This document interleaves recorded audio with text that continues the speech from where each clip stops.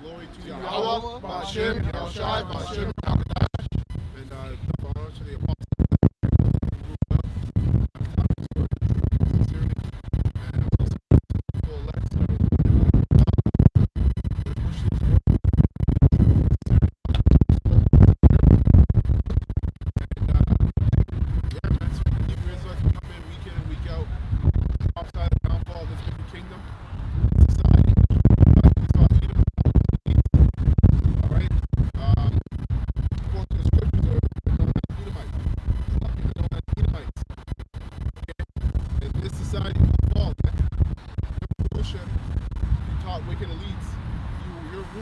Will be destroyed. It will be taken from you.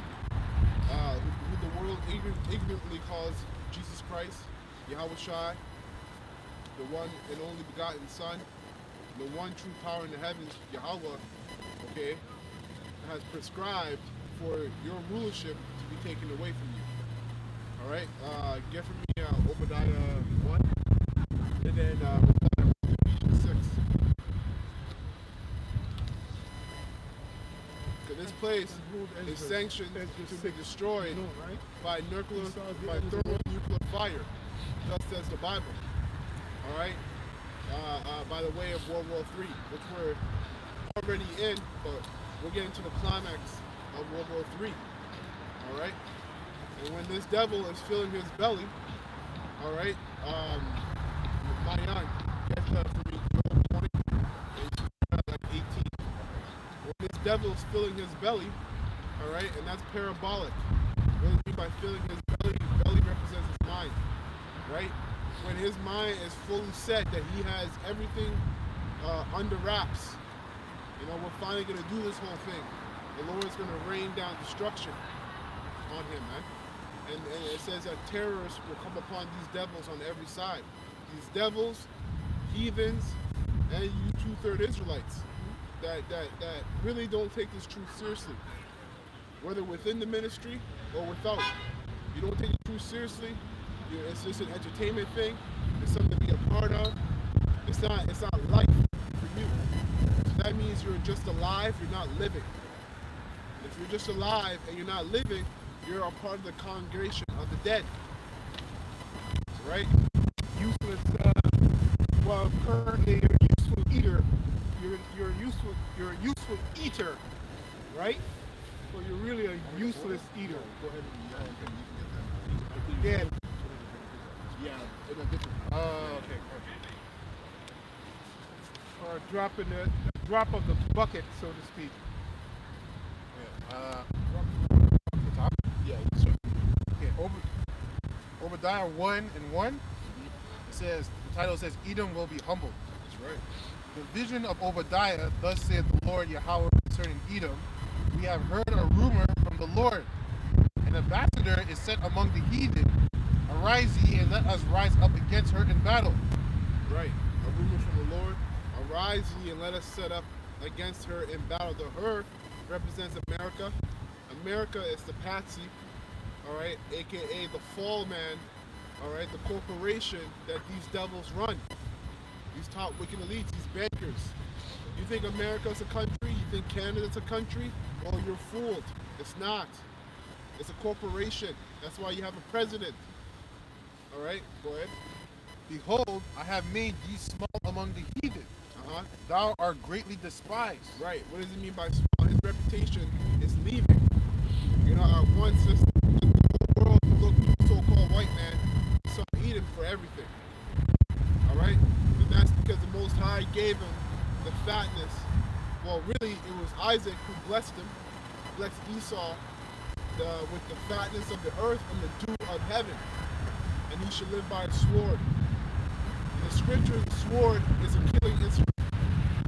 All right, so technology, when it comes to destroying nations, destroying people, he has the knowledge to destroy you not just with something like a gun or military might, but he can destroy you with food, destroy you with air, body, deodorant, toothbrush, everything. Destroys yourself. He can destroy you with yourself. He can destroy your own self because of Esau either. Right? So that's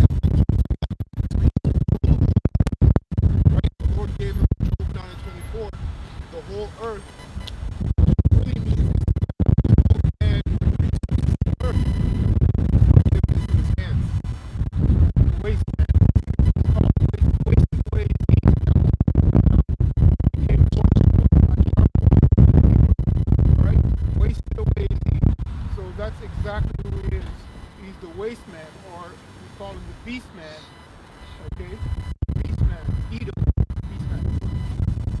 Obadiah 1 and 3, the pride of thine heart hath deceived thee. Right, because you know the scriptures. You taught wicked elites. You're spiritual. We're not fooled. You're carnal because you know the scriptures, you know the prophecy, but yet you're trying to upset them. That makes you carnal minded. And the pride of your heart has deceived thee. Why? Because really you're in the hands of the Most High. That's why. Right? The scriptures say that the wicked, or the deceived, and the deceiver are his. So those who you're deceiving, and you, as a deceiver, are in the hands of the Most High. Right, the king's heart is in the hand of the Lord. Control these. He's going to fulfill His will through you. That's right. Obadiah 1 and 3, the pride of thine heart hath deceived thee, thou that dwellest in the clefts of the rock. Right, and that's how we know who you are. Because when you go back to your history, where did you dwell in? You dwelt in caves. Right? In high habitations, man. And that's how we know you're here today and who you are today. Because look at your infrastructure. You like you're all about skyscrapers. You have the Moabites following the same system of infrastructure. When you go into China, Hong Kong, the whole place is full of skyscrapers, man. Right? Because that's in your spirit. You can't hide who your spirit is. You can't hide from the scriptures. All right? And that's why you're trying to do away with the prophets who are speaking the truth out of the scriptures via the Holy Spirit. Right? And you're trying to do away with the scriptures. That's why you went into it. You try to tamper with it. You made all these different versions of the Bible. You know, taking out scriptures, adding scriptures. But guess what? This is the Most High's movie, man. And everything you did was prophesied that you would do it. Okay? Go ahead. Whose habitation is high, that saith in his heart, who shall bring me down to the ground? Yeah, and that's what you truly believe. And it makes sense why you believe it. If we're looking at your scenario objectively, yeah, of course you think no one's going to stop you.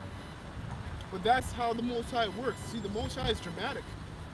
He's highly dramatic. And look what he did with Pharaoh in the time of Egypt. Egypt was the empire at that time. The empire, man.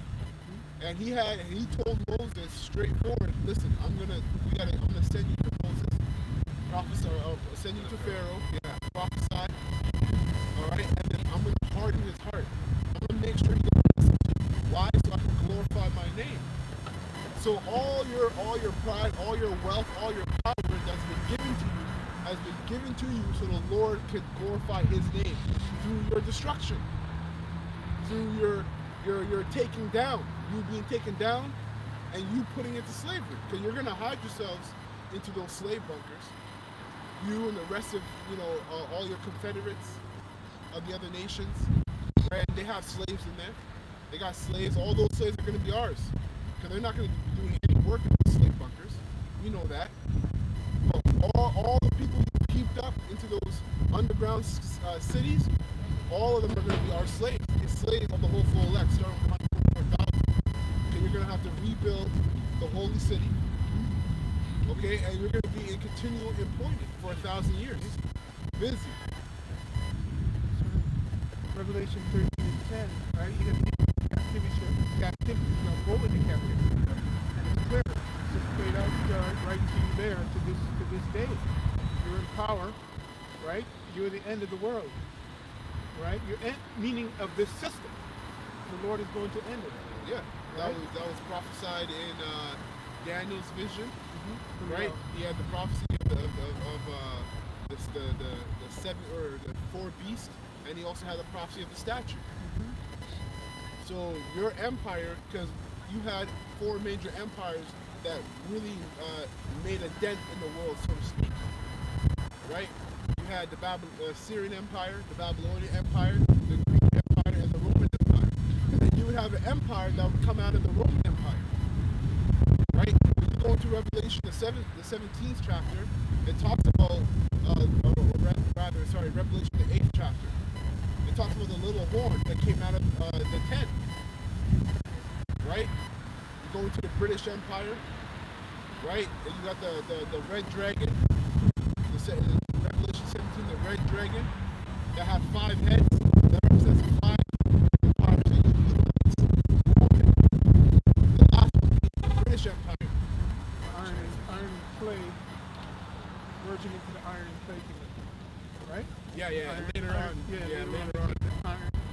which at first was the EEC, and then it changed to the EU, right?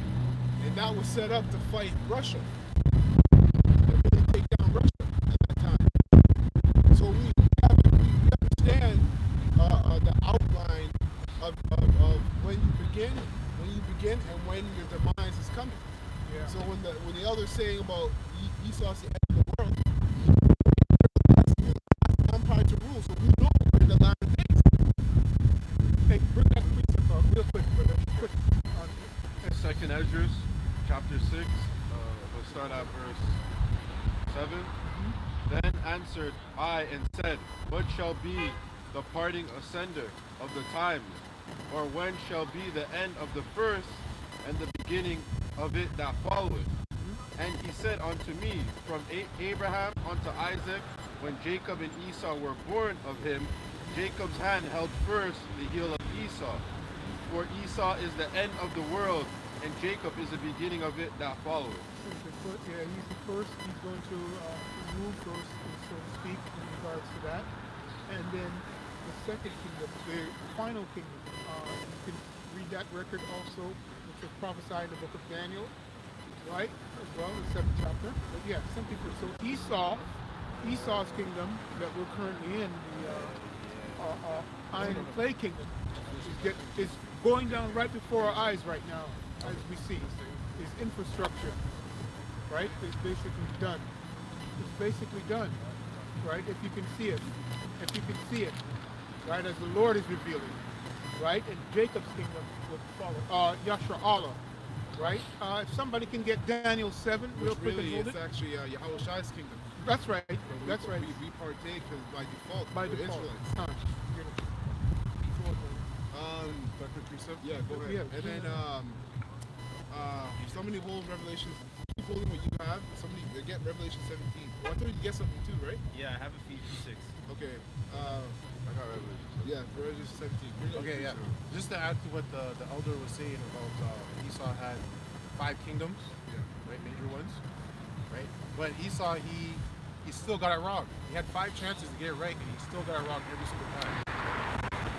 Ecclesiastes 8 and 11, because sentence against an evil work is not executed speedily, therefore the heart of the sons of men is fully set in them to do evil. So, because he kept doing it the first time, he did his thing, second time he did his thing, and they know who they are, right?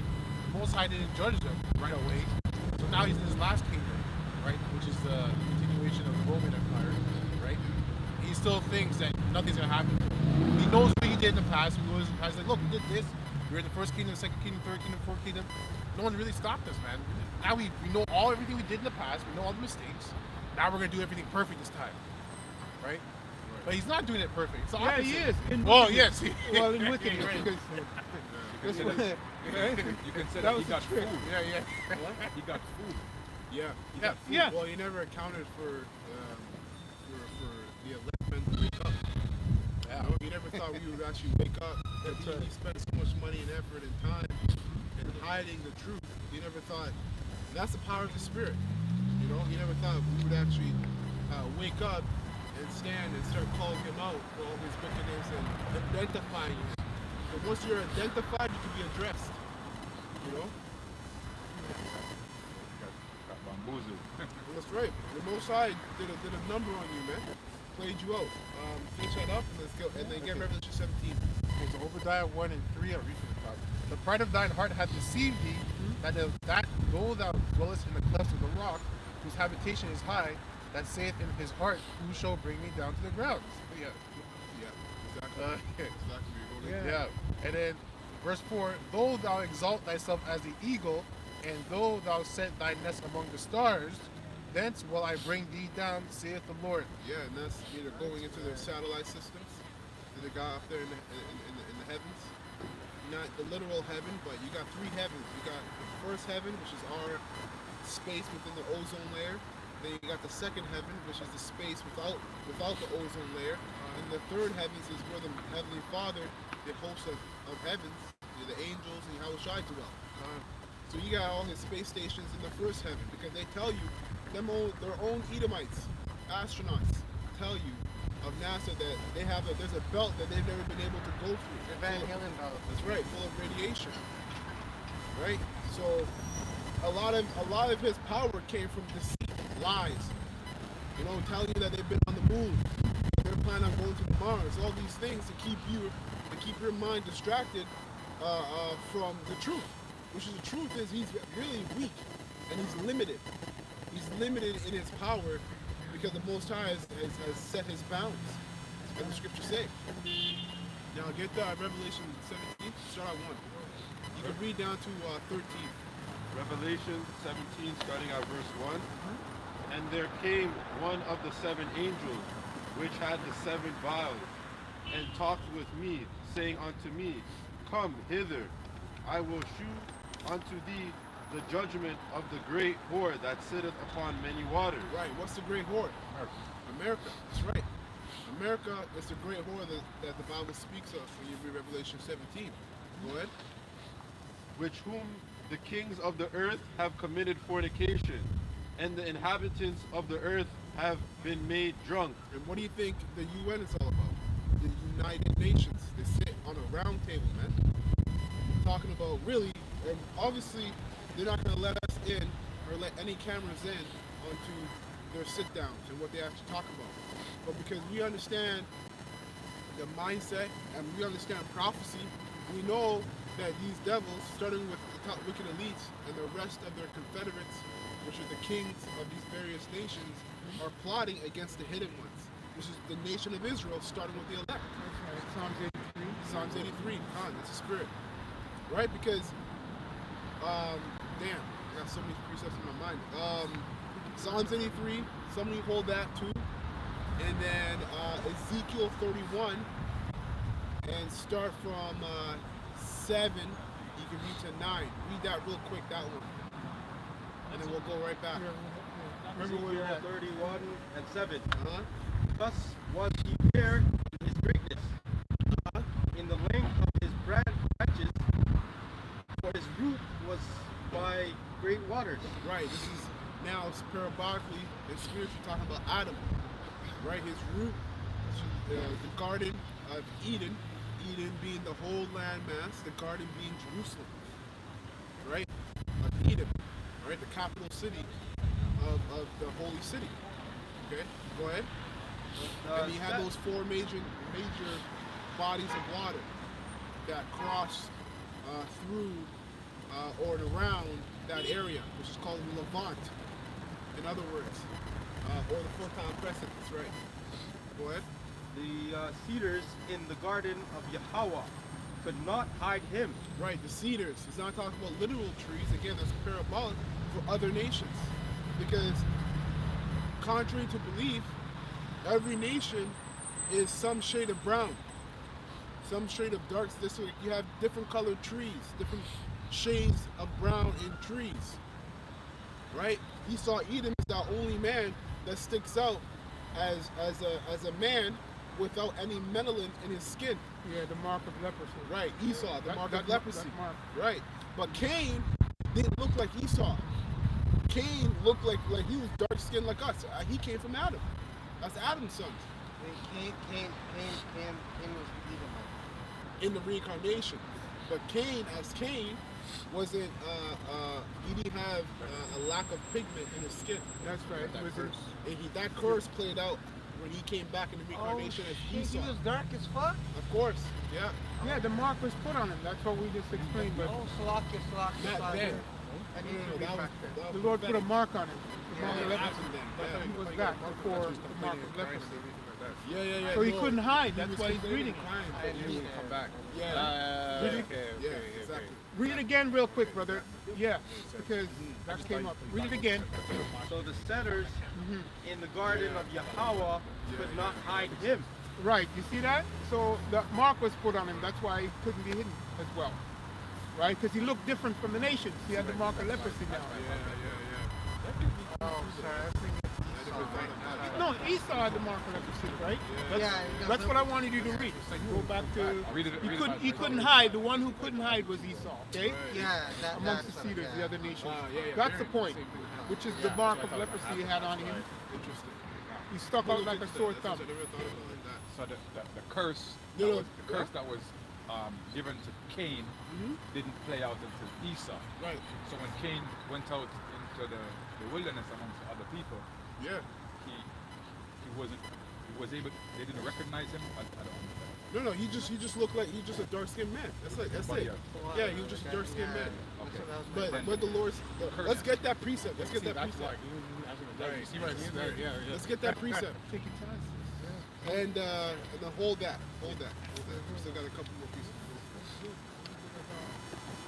I think that's 4. Genesis 4, 20, maybe.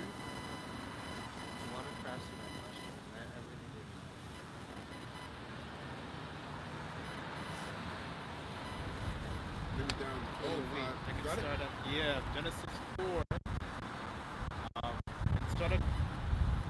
Start at 13, and it says, "And Cain said unto the Lord Yahweh, My punishment is greater than I can bear." Right. So go back up. Go back Back up? Yeah, Okay. yeah.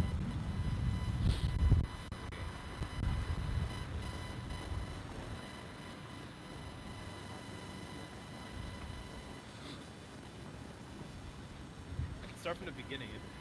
Okay. Okay, in Genesis 4 and 1, and Adam knew his. Oh no, don't go that far. Oh, okay. Yeah, just you want to get the quick point. Okay. Move on. Whatever verse that was, go up like 3, 4 verses. 8? Okay. Okay. Verse 8, and it says, "And Cain talked with Abel his brother, and it came to pass, Right. when they were in the field, that Cain rose up against Abel his brother and slew him. Uh-huh. And Lord Yahweh said to Cain, Where is Abel thy brother? And he said, I know not. Am I my brother's keeper?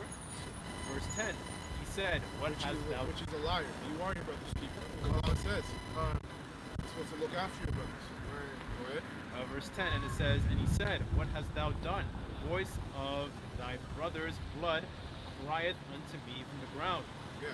Talking about what does that mean? That means the spirit of Abel was in the heavens complaining to the Most High. The Most High is a judge, right? Court system. You know, there's a whole court up there. And you got judges. And the Most High is the judge. You got angels on the left hand side, you got angels on the right hand side. So Abel went back up there and was complaining to the Most High, like, yo, Cain killed me unjustly. He murdered me. I didn't do anything. I was following the laws. I was following the right way, and he killed me. So go on. Verse Cain 11. was the oldest, yeah. Even worse. Yeah, it's even worse. You're Yeah. the oldest one, and you did that to your brother? Right. Your younger brother. Yeah. Oh, boy. To this day, Yeah. Verse 11, and it says, And now art thou cursed from the earth, which hath opened her mouth to receive thy brother's blood with thy hand. Uh-huh. When thou tillest the ground, it shall not henceforth yield thee for strength, a fugitive and a vagabond thou shalt be in the earth.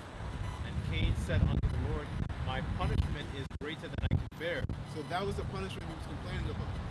That he was kicked out of the garden, and now he's going to have to work with his hands. And even when he works with his hands, the earth is still not going to, he's still not going to yield fruit in the earth. Right? Go on. And he's going to get fugitives. So he'll always be on the run. Makes him have no place to stay. Go on. Okay, and it says, verse 14, and it says, Behold, thou hast driven me out this day from the face of the earth, and from thy face shall I be hid, and I shall be a fugitive and a vagabond in the earth, and it shall come to pass that everyone that findeth me shall slay me. Right, because he's a murderer. Right? Because remember, when you go and read the accounts of Cain, as you read down, Cain's lineage, Cain's children were the first ones to create weapons. Before, Tubal Cain, they were creating weapons. Before that, there was no need for weapons because no one was killing anybody. It was the righteous order. The Adam and his descendants, the family of Adam, really in the spirit, the nation of Israel, was ruling in righteousness. Right? So go on. So now you hear, because you know, and stories circulate fast. Look how much stories circulate right now among Jake. So the murder, and Abel wasn't just a nobody. So taking him out like that, now everybody's gonna know that, yo, this guy, Adam's son, killed his brother. Now the story is going around, people know that, yo, this guy's a murderer. beautiful. That's why it says they're the earth, right? Starting with the prophets, The earth, yeah. right? Starting with the prophets of Jehovah Hashem Shai going to reveal it. right? And the whole world is going to see it for what it really is. Yeah. Right? The earth. Go ahead. Verse 15, and it says, And the Lord Yahweh said unto him, Therefore whosoever slayeth Cain, vengeance shall be taken on him sevenfold. And the Lord Yahweh set a mark upon Cain, lest any finding him should kill him. Now, the way that was broken down to me from the apostles, that didn't play out until Esau. That came about in Esau, when he was Joshua, because before Esau, they never, like, the way Esau looked was new to them. They've never seen a human being look like that. So that tells you indirectly that Cain still had his color, his pigment. It was a new thing for a baby to be born without pigment. That was an odd thing. But the description came at Jacob. Esau came out red like a hair garment. That's why the description was plain as day right there. Right. And they didn't describe Jacob because he came out normal. He came out normal. They had to make a distinction because that was different. Right?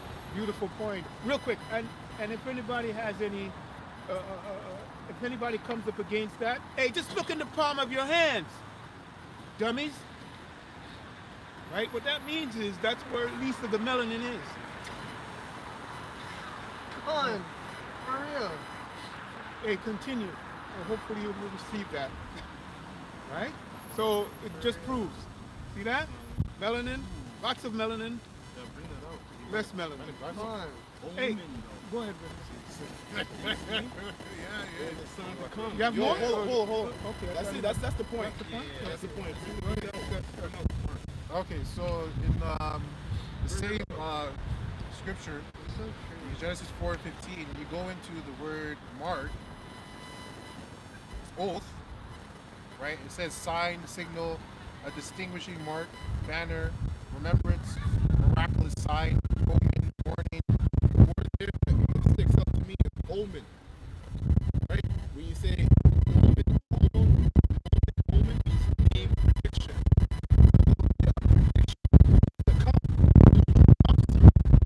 Right? Omen. There was an omen put on him. Yo, there's going to be a mark that's going to distinguish this man and his lineage from the rest of everybody else. That's is there more on that? It says insight, standard, miracle, and proof. Miracle proof. Right? So, and that's all prophetic because the Most High put the Spirit on the prophets to write it down that way so we would know in the latter days who our enemy is. If Esau was still kept, let's say the Most High didn't put the mark on it, you know, the pigment, loss of pigment, then really there'll be a lot of confusion right now when you think about it. Because when we go into Esau, we go into the Caucasian, the so-called white man. That means the Greeks and the Romans would have looked like us, and all that, you know. So it wouldn't be really any identifying mark. And then when you go into Miriam, when Miriam went off, she got that leprosy mark. And then Aaron was like, you know, like don't put the sin on us. That's of him that's wasted away in the flesh. It's a leprosy, right? Which a leprosy is a cancer. It's a cancer. So Esau would represent that cancer on the earth as well. So it all like plays out prophetically and links up parabolically. It's like the ultimate cancer. Exactly. You can't even say Azwell. Azwell is like paying it down. He's the ultimate cancer. Right, yeah. He's the ultimate cancer. That's right. Beautiful point. Hence why he tried to hide himself, his seed, by mingling with Jacob. Because even himself, he knows. Even one with the Hamite. He tried to see, remember, they told him not to go deal with Yeah, The commander did. He was trying to hide it. That's right. The There way you go. he looks. Yeah. He didn't want his children to look Yeah, like he was that. trying to hide it. He's like, oh, let me just, but they still came out, Beautiful.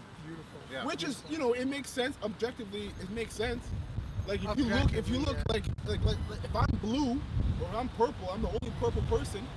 I'm looking around everybody here and everybody like brown and stuff. I'm Yeah, like, they're all yo, looking at you like, what's wrong with this guy? Yeah, there's something weird about this Get guy. rid of this guy. Yeah, Just get rid of him. there's something weird about him. Yeah. They're asking questions like, why did he come out like that? There's something happening in his past life. They're gonna be talking. It's gonna spread. We gotta get rid of him. He's not gonna want his kids to live out like that. So you know what? Let me just go and try to hide the thingy, whatever. It didn't work. And It didn't and if work, they that's have right. any trouble That's right. in regards to this mark, understand what vitiligo is. That is leprosy. Yeah, yeah. Okay? And then this character, they used to Esau used to hide that and say that it's a flesh-eating disease. That's another thing. That's kind of true though, Yeah, because that's what that's- leprosy yeah. is. He eats the So flesh. you can't eat from within, Oh, okay. right? No, but the same real thing. no, the greatest leprosy is what was just broken down. That's what I just wanted to be clear, as opposed to the flesh-eating version of it, which mostly Edomites get. That's true. It's always Edomites. Bouchard. And you Jakes, you get that mark too. Right? You see these Jakes walking around with certain patches of it where there's no melanin in their skin. That's a mark on you to identify to those who are spiritual though. Because an average person is just gonna listen, they got this one model, Yeah. this Jake model, Yeah. and she's ugly as fuck. Check it out. Bro, straight up. Ugly as fuck. I don't find her attractive Neither do whatsoever. I. You got all those patches all over your skin. Right? Which, yo, the Lord gave her. It's not even like, it's like, yo, you might have just been covered completely. But you left a little brown here. That's a mark to identify that you were doing some wicked ass shit in your past life. That's how and only the men that are spiritual are going to see that. Yeah, You which got is a picture also- of it? Yeah, show the Got camera. it? Look at it. Which is called a cleansed leper. I think she got, cleansed leopard. Which is called a cleansed leper. Now, this is going more into No, that's a breakdown good point. for these folks to understand, right? So there's level to it. Because Israel and Yeah. then it's Esau. Yep, the Israel, mark. yeah, that's right. Yep, yep. That A mark. cleansed leopard is an Israelite that has that M-A-R-K, that mark on his right? The uncleansed would also be Esau. Or the heathen. Yeah. If you go with him, you're going to get that recessive gene, meaning the woman, Yeah. or any woman that goes with him, Yeah. right? Because he broke it down already in essence with him going for the Canaanite Yeah. that he was told explicitly not to go with because he wanted to do what? Hide. Yeah. So let's go back to Revelation 17. Revelation 17, verse 2. With whom the kings of the earth have committed fornication. Hey, that's very important, right? In a nutshell, real quick, the fornication aspect. That's what. That's many levels, starting with his, with his image in terms of his unrighteous decrees, and he literally wants to go in your body. And he talked about it last night. The various tools that he used, psyops, right? Just touching on it, Yeah. right? But that's really to put you Right. And inside here. what, look up that word fornication. Fornication, real quick, yeah. Scripture, it means outside of the temple. That's right. Beautiful. Simply put. That's very symbolic because pornia, right? Yeah, porn. Yeah. Porn is fornication because fornication is an umbrella. There's a lot of things that can be considered fornication. You can fornicate economically, financially, right? Religiously, That's Esau. Keep going, right? brother. And that's why it talks about his philosophies. Yeah. Like it means outside the temple, right? So the temple was what? A place of service. That's what Adam was doing in the garden. The Levitical priesthood was in the temple, and the Levites had what? The law. So anything they do that's outside of the scriptures, like interest, exacting interest, that's fornication. They all agreed that. Taxation, Esau. fornication. Esau. Man and a woman can be, the opposite sex and deal with the Esau. same sex. That's fornication, right? Debt notes. Let's give debt notes to our children. That's fornication.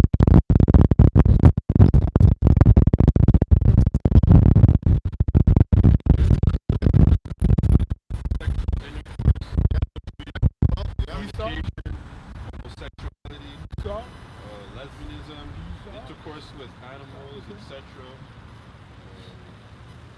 Sexual intercourse with close relatives. Sexual intercourse with divorced men or women. The worship of idols. There you go. There you go. Worship of idols. Yeah. There you go. And aren't they going to erect some idol for Elam in Brampton, some 20-foot? Yeah, that was But that's fornication. The kings of the earth have agreed together. If they were fearful of the Most High Yahweh, they would tell Esau, whoever came down with the edict of that, be like, no, we're not doing that. That's not right to do that. But no. In other words, they're like, no, let's do that. Let's do it for the population of Elam. So there's many ways that the nations, the UN, the United Nations, the EU, have committed fornication with the whore, which is America. And really, the top wicked elites, because that's where the order is coming from.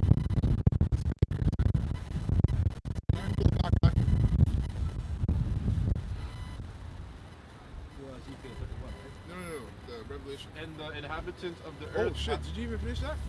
That's okay then. We already tackled the topic. Go ahead. And the inhabitants of the earth have been made drunk with the wine of her fornication. Yeah, they're drunk. So there's no. Everybody has been influenced by idol worshiping, sexual immorality. You know, those are, sexual immorality is probably one of the biggest things that runs rampant on the earth. Why? Because it's a basic instinct. To have sex and repopulate is a basic instinct. So Esau has capitalized on that. He's made money on that, merchandise on that. You know, and a lot of the sexual immoralities that take place on a higher level are services and worship forms of worship to certain deities, certain gods. The same thing our people were trying to do when we were in the wilderness. You know, the god of the Moabites, which was at the time Baal Peor, right? There are certain sexual acts that you would have to commit, all right, to as a form of worship to that god. These top wicked elites, what do they believe going through the anus is where you can get divine connection. That's what they believe. That's why they like popping little boys. Why do you think it always comes out with the Pope? You know, the Pope was always getting in trouble with little boys and girls. Why do you think human trafficking, starting with the children, is at an all-time high? You know, you have different symbols: boy lover, little girl lover. You know, place on different You got a place on the hospitals, right? They feast off of 3-month-old babies. The younger, the better, because more pure. They like to extract the blood. All of this is idol worshiping and fornication that the top wicked elites, starting with Esau and all the other nations, partake in. You average everyday people know nothing about that. Yeah. Hey, but it's all on Google. I was praying about trying to say the term that you're talking about that they use and the Freemasons use it as well, because of that's their tool to get to the mind. Right. Right? They call lock the fourth dimension. Yeah. The pop little boys. Which is really wickedness. From the anus. Just to add what the elder's saying, also like those stories about, well, not stories, about the elites, you know, eating babies, drinking the blood, stuff like that. That's where the whole myth, or not really myth, the stories about the werewolves and vampires came from. It's the elites. Right. Vampires, where they pale and they drink blood to make their life, for them to live longer. Who do you think who is talking about? Right? You got werewolves, hairy men eating hearts. Right? Full moon. Yeah. If you go in and research it, it will lead you right back to the elites. Right? It'll go right back to them. And also, it's kind of like a side tangent, but also like you have those when you go to the churches and they talk about Saint Joshua or whatever, right? How those saints got their names was they'll get a kid, they'll say, okay, you're gonna become a saint, they'll kill him, drink the blood, and then now this is Saint Joshua. Right? Then they make up some story about, oh, he died and his body was never touched or something like that. Yeah. Right? But that's just to show that, you know, these things are here the whole time. It's just that what the elder is saying is that with the truth, you can see what's already been there. Yeah. Right? You have the lens to see, like, oh shit. The veil's lifted. Yeah, exactly. Yeah. All these movies that we've been watching as kids, now that you know what to look for, you look back and say, oh shit, the sign's right there. Yeah. The pedophile sign's right there. Yeah. Oh shit, I was Lion watching as a King. kid. Yeah, Lion King. All of it. Disney. Pinocchio. Yeah. Pinocchio. Because they're trying to brainwash you as a kid, because the scriptures say if you train up a child in his youth, Right. roughly paraphrasing, he will never depart from it. Yeah. Right? Yeah. So they know it. They just That's how pervert you use everything. that. They know the scriptures. Right? All under the banner of fornication. Yeah. Okay. Saucy. Keep going, Ak. Verse 3. So he carried me away in the spirit into the wilderness, and I saw a woman sit upon a scarlet-colored beast, full of names of blasphemy, having 7 heads and 10 horns. All right, 7 heads and 10 horns. Now, any of you brothers can describe or break down to you what those 7 heads are. So we know the whore is America, right? And she sat on a beast. So read that part again, Ak. So he carried me away in the spirit into the wilderness, Right. and I saw a woman sit upon a scarlet-colored beast, Right. full of names of blasphemy, having 7 heads and 10 horns. Right. So that woman is America. What does the 7 heads? The beast. Seven major empires at that time. Greece, Germania Major, French, Great Britain, That's 4. Rome,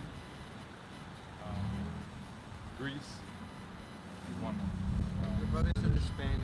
Yeah, the Spanish. Spanish. Yeah. That's right. Which is the rulership of these Edomites. I think Edomites. Head up gold. Yeah, exactly. Yeah, exactly. Esau's family. Right, and that's why it's a red dragon. Esau's known as that beast. He's known as the serpent. The dragon, which is a reptile, flying serpent. All right, so go on.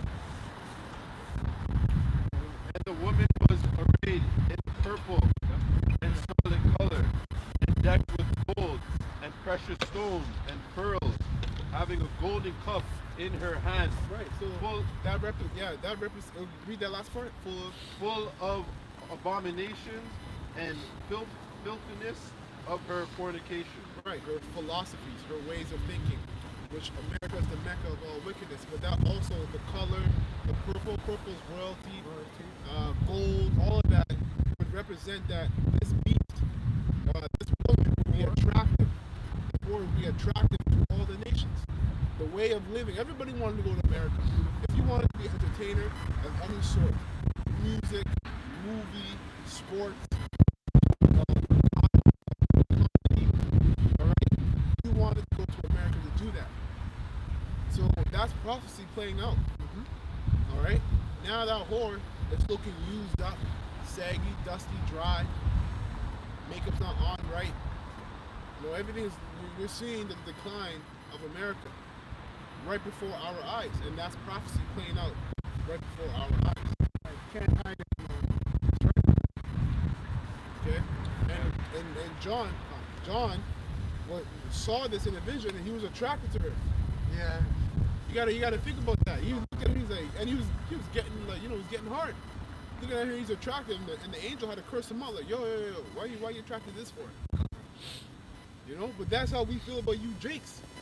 You're so attracted to the lifestyle of being a thug, all right, or being American, or whatever you call yourself in America outside of Israelite. And even if you call yourself an Israelite, you still live like a whore, like the whore herself. You're still caught up into fornication and worshiping that's outside of Yahweh B'Shem Yahushai. You worship everything outside of Yahweh B'Shem Yahushai. That includes yourself. You want all the glory for yourself. That's how this whore is acting. And that's why you're gonna die right alongside with this whore, by the way of thermonuclear fire. That's what the scriptures say. I just want to add a quick point, just because we were going to the description of what the whore looked like, and then it said the golden cup with all the filthiness and abominations inside. That's how America is. It traps people. It looks all nice and good. Oh, this looks good. And then you get into drinking the cup, and then it's too late. You already ingested it. Yeah. Now you're like, oh shit, you're all drunk, and then now you're under that spell, Yeah. right? Yeah. But all that stuff was just to trap you. That's why the scriptures say, don't get caught up in about a woman, her looks. So beauty? Yeah, her beauty. Don't let her beauty. Yeah, don't get caught up in that. So spiritually and figuratively. Stumble not at the beauty Yeah, of the woman. exactly. Yeah. Right? So I just wanted to mention that because it's a spiritual thing and a figurative thing, even with women right now. Right? Same thing. Satan uses these women to trap men. It's always you hear about these stories about these rap women. Oh, I got this guy and I trapped him, I robbed him, and all this stuff. Beautiful. Just to bring it so young men can understand this home real quick, but that's a powerful thing what you just said, because any woman that's bringing a relationship to you, she's that damn whore. That's right. She's that whore, because no woman is going to bring a relationship to a man. It's supposed to be the other way around. Yeah, The man's supposed to bring that's a true. relationship. It's true. He's the leader of the home. Yeah. Right? Structure So church. that was the point. Just wanted to make that real simple for them to understand that any woman that says she wants to have a relationship with you, hey, run! Yeah, that's right. That's true, yeah. So this the elder saying, that's what America was doing. Oh, come in. It looks good. Look the scripture. The workman is not at home. You remember the prophet is at home. Yeah, right? Have a relationship. Yeah, exactly. Luring him in. You said the word. You missed it. Trap! Yeah, That's all it is. Right? And you get a good acid test if that happens. Is it's basically letting her know that okay, well I set the rules. That's You exactly. just follow it. If you're gonna come to me and you want to be in a relationship, okay, I set the rules. That's it. That's the point. You see what she Beautiful. does. That's it. That's it. Don't go the other way around. You don't want no trap here. Go ahead, Ak, finish up. What verse you at? Verse 5. Okay. Verse 5. And upon her forehead was a name written, Mystery, Babylon the Great, the mother of harlots and the abominations of the earth. Yeah, the understanding of that in the Hebrew, when you go into the Hebrew, those words that the brother just read, Mystery Babylon, what else? Mystery Babylon. Mystery, Babylon the Great, the That's mother. 1:6 when you go into the Hebrew. Those characters that make up that word, those words you just said, when you do the math, each Hebrew character has a number. The math ends up to 6. Go ahead. Mystery, Babylon the Great, the mother of harlots and the abominations of the earth. Right. That's another 6.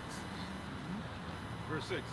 And I saw the woman drunken with the blood of the saints and with the blood of the martyrs? Yeah. Martyrs of Yahweh Shai. Yeah, drunk with it, right? Because some of us, the lot, starting with the 144,000, some of us are predestined to die for this truth. That's why we constantly reiterate how serious this truth is, man. A lot of you don't understand the seriousness of what you're involved in or what you're taking part of. When I say involved, I mean us on the forefront teaching, making the lessons, doing the lessons. And then those of you that are involved, basically those of you that believe in faith and watch from home, you have to understand the seriousness of what you're involved in. Hey, yeah, we prophesy about Jacob's trouble coming, right? And it's going to come. It's going to be horrendous. It's going to be horrific, and it's going to be judgment for 2/3 and calamity and hell for the rest of the nation. But it's also going to try the elect. It's going to try your faith. You're going to go through things where it's easy to not believe in what you were taught. It's easier. It's going to feel easier to just give up and be like, okay, I got my kids now to eat. I haven't eaten in 2 days, or whatever the scenario is that you're under, whatever furnace you're in. But that's why the scriptures talk about over and over again, you got to hold fast. You got to hold tight to what you have learned. You got to pray. You got to pray. You got to constantly pray. Fast, and above all, endure in faith, man. You got to believe. You have to really believe this. You have to really believe it. Okay? Go ahead. Beautiful point. As you're speaking, I just thought of real quick Hebrews, right? Because there's no turning back, right? If you turn back, you can't ignore the truth. You can't ignore it. So if you turn back from the truth, you're just going to torment yourself. The truth is going to torment you. It's going to be at the back of your mind that missiles are coming. The Lord is going to destroy you now because you turn back on the plow. And what you're gonna do is you're gonna do all manners of wickedness to try to get that thought out of your mind, which is just gonna keep which is gonna cause you to keep heaping sin upon sin upon sin.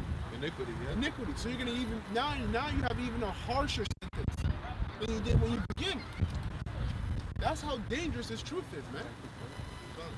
Just to add what I was saying, also you can't turn back because Yahweh Shai is the leader, is in front of you, it's the light. If you turn back, there's this darkness back there. That's right. So what are you turning back to? Yeah, he has darkness back there. Yeah, for you. that's it. Yep. You're done. That's it. You're gonna do all kinds of drugs to try to get that out of your mind, And you, like I said, all manners of wickedness. Like the brother just broke down. That's the darkness. Now you're cast out of utter darkness. And the scriptures talk about where there'll be weeping.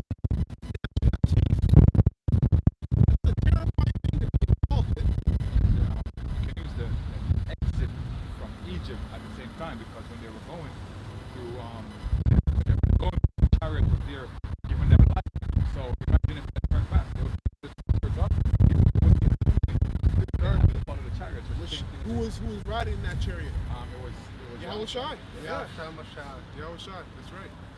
Right. Real quick, I just wanted to say, as you're speaking, the book of Hebrews came into mind as well, right? The faith chapter. Faith is the substance of things hoped for, the evidence of things that are not seen. That's the reality that the brother was going into in regards to holding on. That is going to become more evident than even right now, when the shit hits the fan. Yeah. Living without the mediator. So the term faith is the substance of things hoped for, right? Right? The evidence of things that are not seen. So even although you know that it's coming and you don't see it, what are you supposed to believe it? You have to believe it. Supposed to believe What? it. You have to believe it. Why? Because if you're the elect, you're gonna believe and you'll achieve. If you're not the elect, then you'll be Because deceived. it's true. It's true. Oh, Just yeah. because it's true and how you've been led up to this point. Right now, the substance of things hoped for. So the Lord is still working, but there's going to come a time when it looks like He's not working. And you experience that in your walk right now. So that's why the brother is saying, hold on. And that's just your flesh. Yeah. And That's just your flesh, man. You have to listen, you gotta arm your mind, man. You can't the scriptures talk about wisdom and knowledge is what's gonna keep you stable. So if you know in yourself that you feel like the Lord's not working, you're supposed to be able to reason with yourself via the Holy Spirit that that's just the flesh. Beautiful. You're supposed to be able to do that. And if you're not able to do that, you're gonna be in trouble. Wow. You're gonna be in trouble. And the reason why you're supposed to be able to do that is because you were supposed to be studying the scriptures to understand how things work. And to understand the dichotomy between the flesh and the spirit.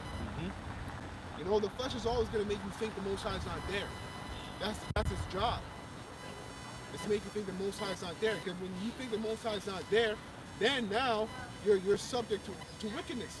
You're subject to fall. You're subject to turn back or turn away.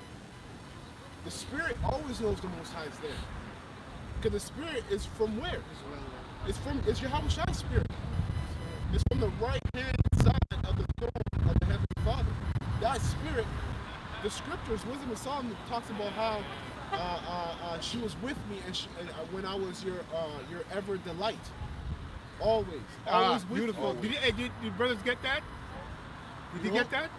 Always with you. So that means the spirit knows the Most High is always there. The spirit always knows the Most High is there. So if you're feeling like that, you gotta chastise the flesh via the scriptures, man. Yeah. Can I go after him, Slocket?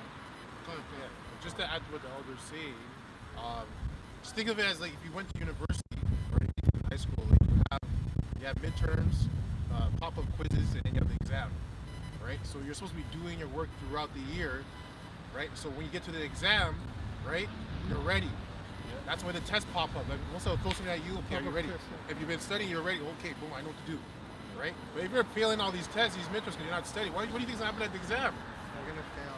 You're done. So that's what he's talking about. That's the exam. That's the big test that we're all going to go through. Absolutely. Right? You know, and it really makes sense why the elders suggest that you should be doing at least 3 or 4 videos a day. Because for myself, when I was going to law school, we had a test or an exam or a pop-up quiz every 3 days. Yeah. So we were always studying, always immersed sharp. in it. Exactly. Yeah, kept it sharp. sharp. Yeah, kept it sharp. Beautiful. As you're saying, you got something? Yeah, I'm just gonna add on to your point. That's why they play commercials every so often to remind you, and that's on the left-hand side. So not much more on the right-hand side. So, anyways, going back to what Elder Okay, so when you buy a Honda Civic, right? They keep replaying the Honda Civic commercial, not because they want you to buy another Honda, because to remind you that your purchase is correct. That's on the left-hand side. Imagine on the right-hand side. you hear the same scripture. How many Christians tell you John 3:16? Why do they tell you John 3:16? Because they've heard it more than 100 times. How much more of us in the truth? So anyways, going back to Hebrews 10 and 39. This is out of the NIV, and then we're going to go to KJV. But we do not belong to those who shrink back and are destroyed, but to those who have faith and are saved. And if you read it out of the KJV, this is Hebrews chapter 10, verse 39, out of the KJV. But we are not of them who draw back unto perdition, and perdition means destruction, but of them that believe to be the saving of the soul. And the second one is Matthew chapter 26, verse 41. This is Yahushua Mashiach. Speak, Salakia. Salakia. It's been a while since I came to camp. Matthew 26 and 41. Watch and pray that ye enter not into temptation. The spirit indeed is willing, but the flesh is weak.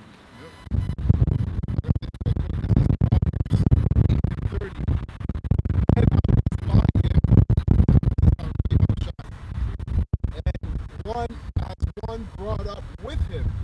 So his son, right? You have your son by you, you bring him up with you, teach him.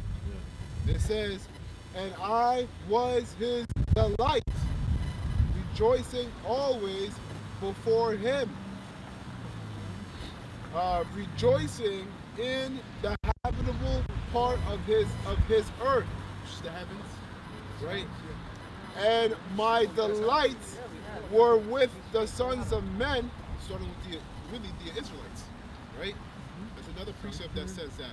I'm going to get that one too, where the Lord told wisdom, which is really how Shai talking in the spirit, is saying the Lord told me to dwell among the sons of God. Roughly paraphrasing.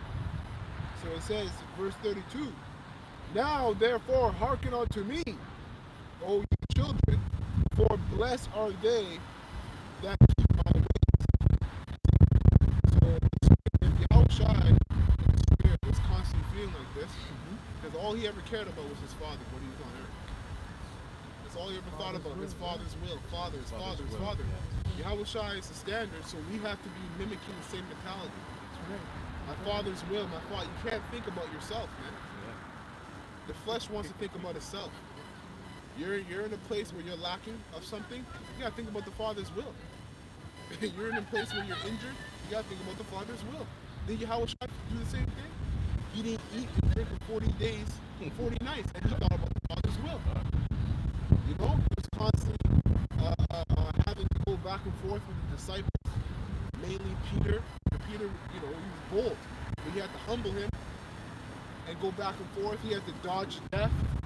He had to go through being spat on. But he thought about the Father's will. Even when he prayed for a way out, he said, "If it be your will." That's a single-minded mindset on Yahweh Shem. All steer, man. All steer. Yeah. Straight to the path. Just to add what fear and faith. You held on to the gift of fear and faith from the Father. Oh, I was just saying, just what you were saying, actually, just to add to what the elders are saying is that you mentioned fasting, because when you go and fast, you're actually starving out the flesh. So the flesh is actually getting weaker. It's going to try to tell you to do certain things, but it's actually getting weaker because it needs nourishment to be strong. So if the flesh is getting weaker, your spirit's going to get stronger, right? Because now you're being fed in the spirit. So you start to see exactly. That's right? what's happening. Exactly. That's what happens, right? It's really your spirit feeding your flesh. That's really what. No, that's what he's breaking down. Go ahead. Exactly. No, No, you're right. Down. Yeah. Go ahead, slack it, brother. Go ahead. No, it's okay. And then, Man should not live by bread alone, but by every word that proceeded out of the mouth of the Lord. Yeah. That's So what it is. so basically, on top of that, what the elder just said about cleaving. So when you're in that state of fasting, you're gonna cleave. You're gonna think about Yahweh Shem Shai. You're gonna be in a state where your body's gonna be fucking weak, right? There's certain things you can't do anymore. Even like the simple movement of just getting up is gonna be draining on you.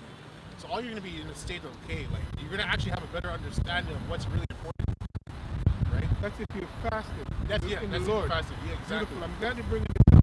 It's very important. I'm going to say, because a lot of you,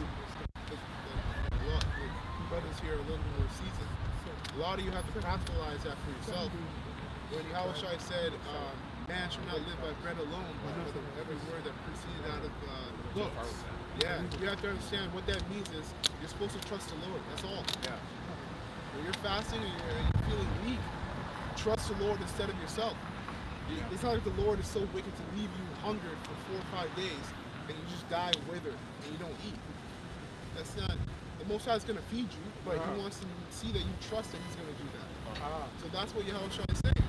Because the words are life. Why? Because they give your spirit strength. Right? They give your spirit. A lot of these people, they have spirits on them. All right? And if they have just one spirit, their spirit is weak. Like when you really think about like our people, we're talking about just don't get a lineup, and they bug out about that. They'll just don't even say why, make excuses why they have to be disciplined towards the Lord. What kind of weak shit is that? You don't want to be around it. You know, that's a weak spirit. That's a spirit that really doesn't want anything to do with the Lord. So when Yahushua said that, he's just saying, yo, rely on the Lord. Rely on the words that I speak rather than what you're feeling. And the Most High is going to come through for you. Exactly. Just to that, that's why I mentioned fasting. When you're in that state of fasting, you're going to be relying on the Most High, right? You're going to be relying on the Most High because you know your body's going to be inflicted. Beautiful. What's coming to mind real quick, the sting of death is sin, right? What is sin? Transgression of the law. And then it says, the next precept after it, it's in Corinthians, 1 Corinthians, right? I can't give you a precept, but what's coming to my mind, right? So the sting of death is sin, right? And the strength of sin is what? Come on, right? And who has exemplified the law in character? Yahushua Mashiach. Right? There you go. So that's our example.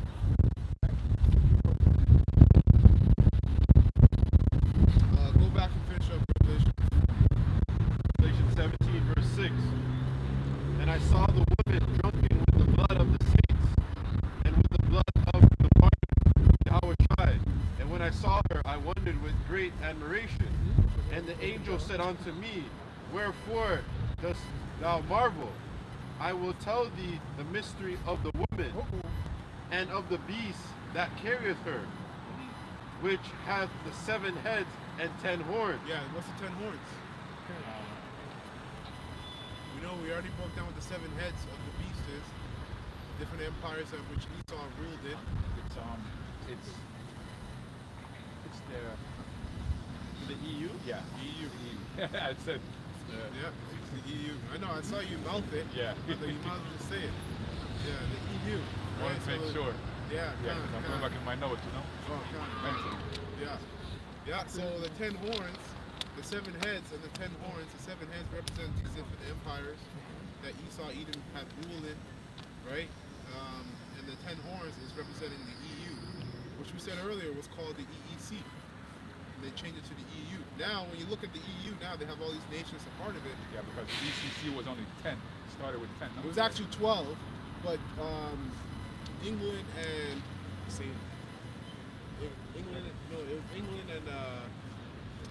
it was England and another one, and Spain and another one that were absolved into another. So those two were actually supposed to be separate, which would make it 12, but they were absolved of 2 others. That's why it looked like 10. When you do the history, it breaks it down. Yeah, when you go into the history, there was something, I believe it was the WEC. I gotta check my notes, but the original 10 started with them because they were just a military faction that involved the first 10.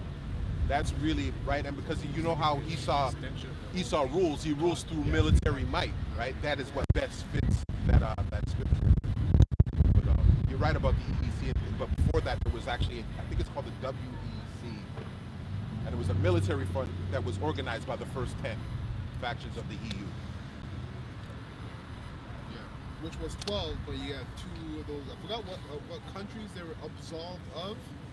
But if you look it up for yourself and you look up the history of the EU, they'll go into each country and they'll tell you why it was 10 when originally it was actually 12. the 2 got absolved of 2 other countries, and that's why it turned to 10. You just gotta do your research. I haven't done that research in a bit, but do your research and you'll find it. That's right. And as you can clearly see, when you do that research, the scriptures are clear, right? How it became 10. Really simple, but it's prophecy. Okay? But it's good to know the history of that. So ultimately, those are nations now. Well, there were always nations, excuse me, as the brother mentioned, military always started out. And those 10 horns, I think it goes into that. No, it doesn't go into the 10 horns. You have to go up to the 13th chapter. He just said Okay, it. good. Yo, you know what? I actually have the note here. Let me read it for You the have brothers. it? Yeah, I have Okay, the no, note bring here. it out. Okay. 10 horns, 10 crowns, which signifies rulership, represents the revival of the pagan Roman Empire, which we know, under the consolidation of the 10 nations of Europe. Initially Belgium, France, Germany, Greece, Italy, Luxembourg, Netherlands, Portugal, Spain, United Kingdom.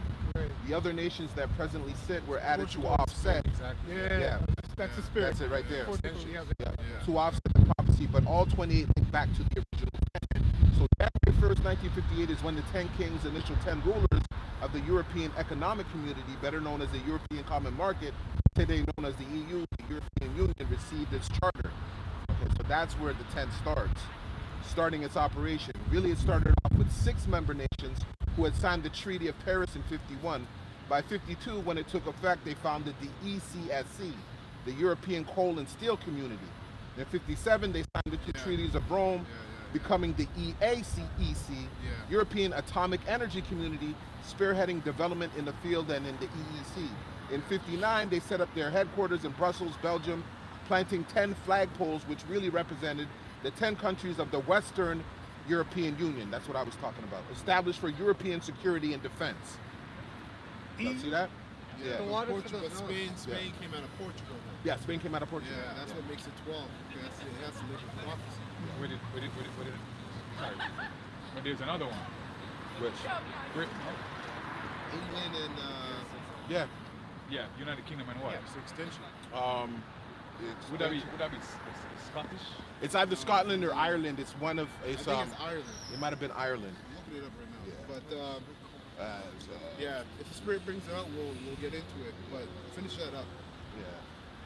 Yeah, that was basically the point that I was trying to make, was that it goes back to the Western European Union, established for European security and defense, which goes back to what I'm saying about the tool of defense here. Yep. And that was military might, which is what Esau Edom rules by and is known for. Okay, I got it here. So I just looked it up. It says I looked up the original 12 of the EU on December 31st, 1994, which goes later than what you brought up. Yeah. What you brought up was more leading to that.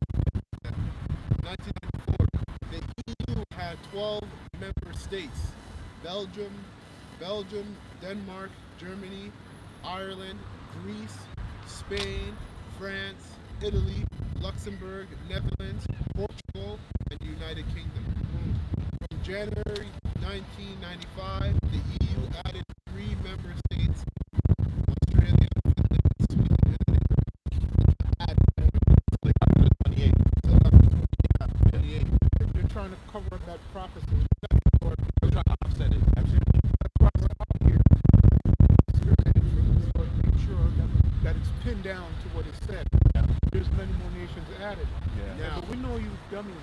We know the original. As a matter of fact, we have the chart. So you just gotta look it up. Right? Look We it just up. did it for you. See there, you just gotta look it up, and you can link it to prophecy. So read that again, then go back, then keep going. You go back a verse. Yeah, what you just read about the 10 horns. Because those 10 horns too, and during the time of Rome, were ancient Viking tribes. Verse 7. And the angel said unto me, Wherefore didst thou marvel? I will tell thee the mystery of the woman and of the beast that carrieth her, which hath 7 heads and 10 horns. And the beast that thou sawest, because the beast that carries her, because America came out of Britain, right? Evidently. So you have the what's it called? What war is it called again? You got the French American War, the Spanish American War, The War of Independence. Yeah. All right, go ahead. And the beast that thou sawest was and is not, and shall ascend out of the bottomless pit, Right. and, You're and, up. Go and ahead. go into perdition. And they that dwell on the earth shall wonder. Perdition, right? Because they're going to be when you fast forward to Revelation 20, them Edomites were locked up from ruling for about 1,000 years. And our history, you go into the Dark Ages, 325. Maybe you can really start a little bit earlier, but Yeah, I think Apostle Tahar always goes back to 190. 98, because you had certain rulers, Yeah. rulers of Rome. But for sake of 325 to about 1325, that's about 1,000 years. Yeah, Nubalic and Nubalic. The plagues. Yeah. Because he said he's saying that he's not really sure what exactly happened. I know back then it was a black plague that happened during that time. Yeah. A lot of the Jews, a lot of Israelites got wiped out because of that. Right. So That's how we started getting taken down. Yeah. Because they were dying, right? Getting sick. It was really the Most High, but we don't know how it broke out. But the Most High set that out. And I think he goes back to that time period because it was after the Domitian. We had these fights in the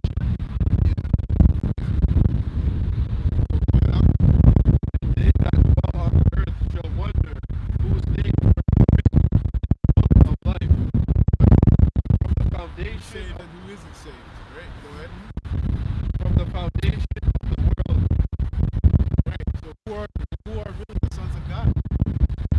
Who are they? And that's why 144,000. That's why we're ridiculed and rejected, right? Because we're the only ones that believe in the sons of God. Everybody else is not looking for us to be the ones written in the book of life. A lot of us are really the elect.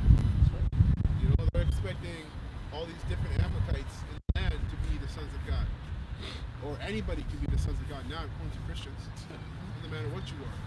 You could be a transformer. You could be a sodomite and still be a sons of God.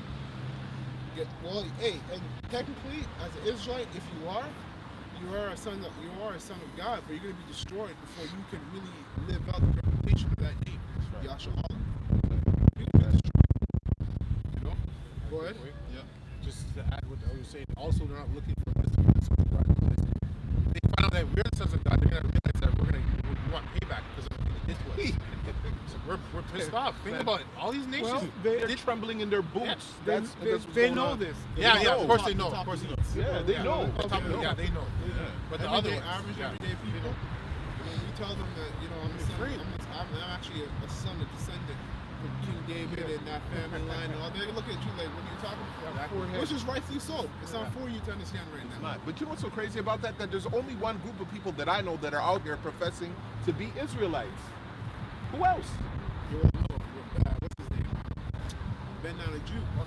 He's saying they're Israelites. He actually, When? Right, but they go under the moniker Israelis.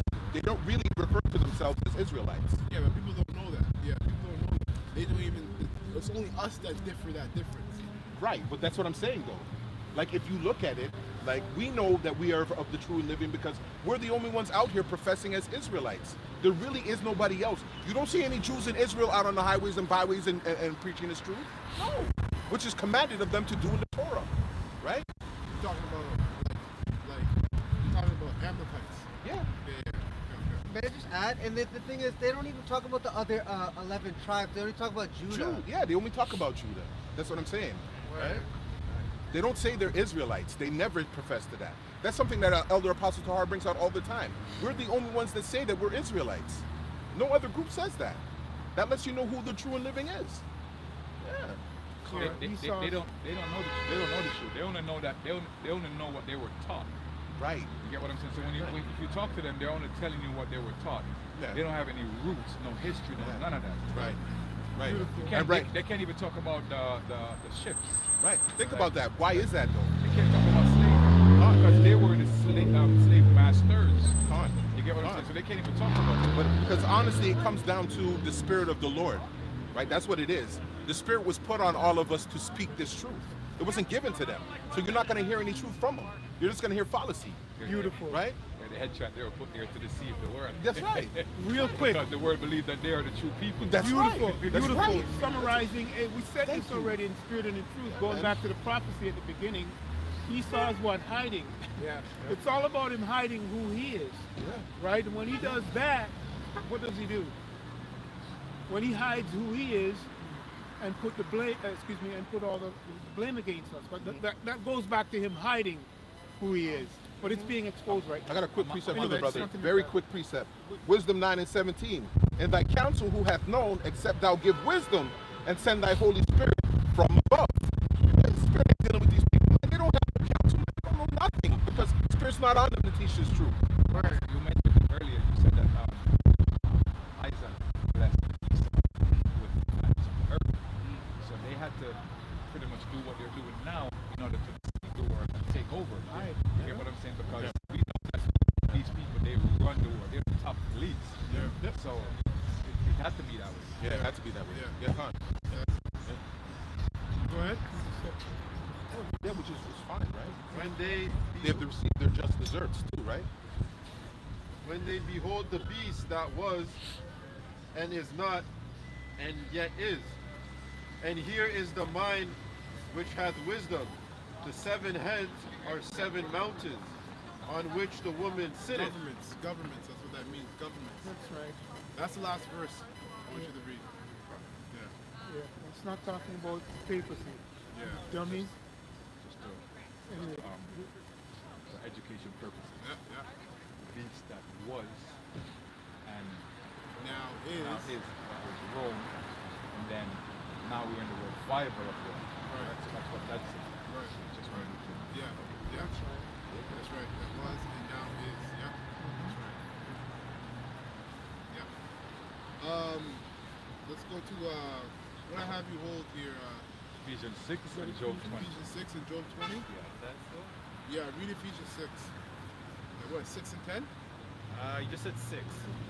I think start I at can start at 10? Yeah, you said 6 and 10. Ephesians 6, verse 10, and it says, Oh, okay. Finally, my brethren, be strong in the Lord Yahweh, Bashim Yahushai, and in the power of his might. Put on the whole armor of Yahweh, that ye may be able to stand against the wiles of the devil. Yeah, go into that word wiles. It talks about putting on the whole armor of the Most High, which is simply put, getting the full understanding of the scriptures.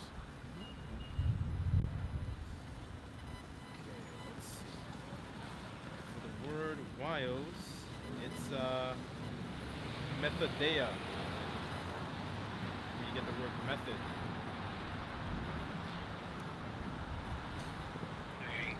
Methodia. Okay, it means cunning arts, deceit, craft, trickery, lie in wait. Let's see. To follow up or investigate by method or settled plan. To follow craftily. Yeah, the points frame. of trickery. Yeah. Right, lying wait. And this man is known as a serpent. The Lord said he had created the serpent to be more subtle than any other creatures created. So these demons, these devils, they're subtle and they're crafty. Their agenda. You know, like a lot of you watch that movie Left Behind and have no idea that that's just predictive programming. He's telling you what's going to happen, what he's getting ready to do. It's called revelation of the method. Yeah. He did that with what's it called? The White Noise. Right. The movie White Noise with the East Palestine train derailment, and the train cars were carrying hazardous materials. Got into the water, started making people sick. They had a whole movie where all that played out, and even had the citizens of East Palestine play as extras in that movie. Right? So you guys never caught on to that. Why? Because you drunk. You're drunk off of the spirit of Babylon. All right, and the Most High is the one giving you up to these strong delusions. The ultimate delusion he's going to give you up to is to see him. That's what all this is going to lead to. You know, the cyber, the what's it called, cyber hack, cyber warfare. It's all going to lead to see him. A lot of you don't understand, or haven't even internalized what it's like. What would it be like if our world, what's the term? Technology in terms of internet was shut off. That means you can't go to stores can't run, and everything is done by electronics. We would basically be set back 100 years, maybe even 1,000 years back. Wow. That's how much this man has filled the earth with his pseudoscience, which is false knowledge, technology. And that's why the scripture tells you what the brother was reading in Ephesians 6 and 10, put on the whole armor of the Lord. Because now you're going to be tried. We're all going to be tried. And we're all still used to the technology, man. But what makes us different than the rest of those people up there, okay, is that our minds, even though it says that we use the world, we don't abuse the world. You know? We're in the world, we're not of the world. So we're arming our minds for scenarios like that, because that's what the scriptures tell us. The Lord's going to bring these calamities, right? So go on. Okay. Verse 12, and it says, "For we wrestle not against flesh and blood, but against principalities, against powers, against the rulers of darkness of this world, against spiritual wickedness in high places." It's spiritual wickedness, yep. And that goes into, simply put, the sorcerers.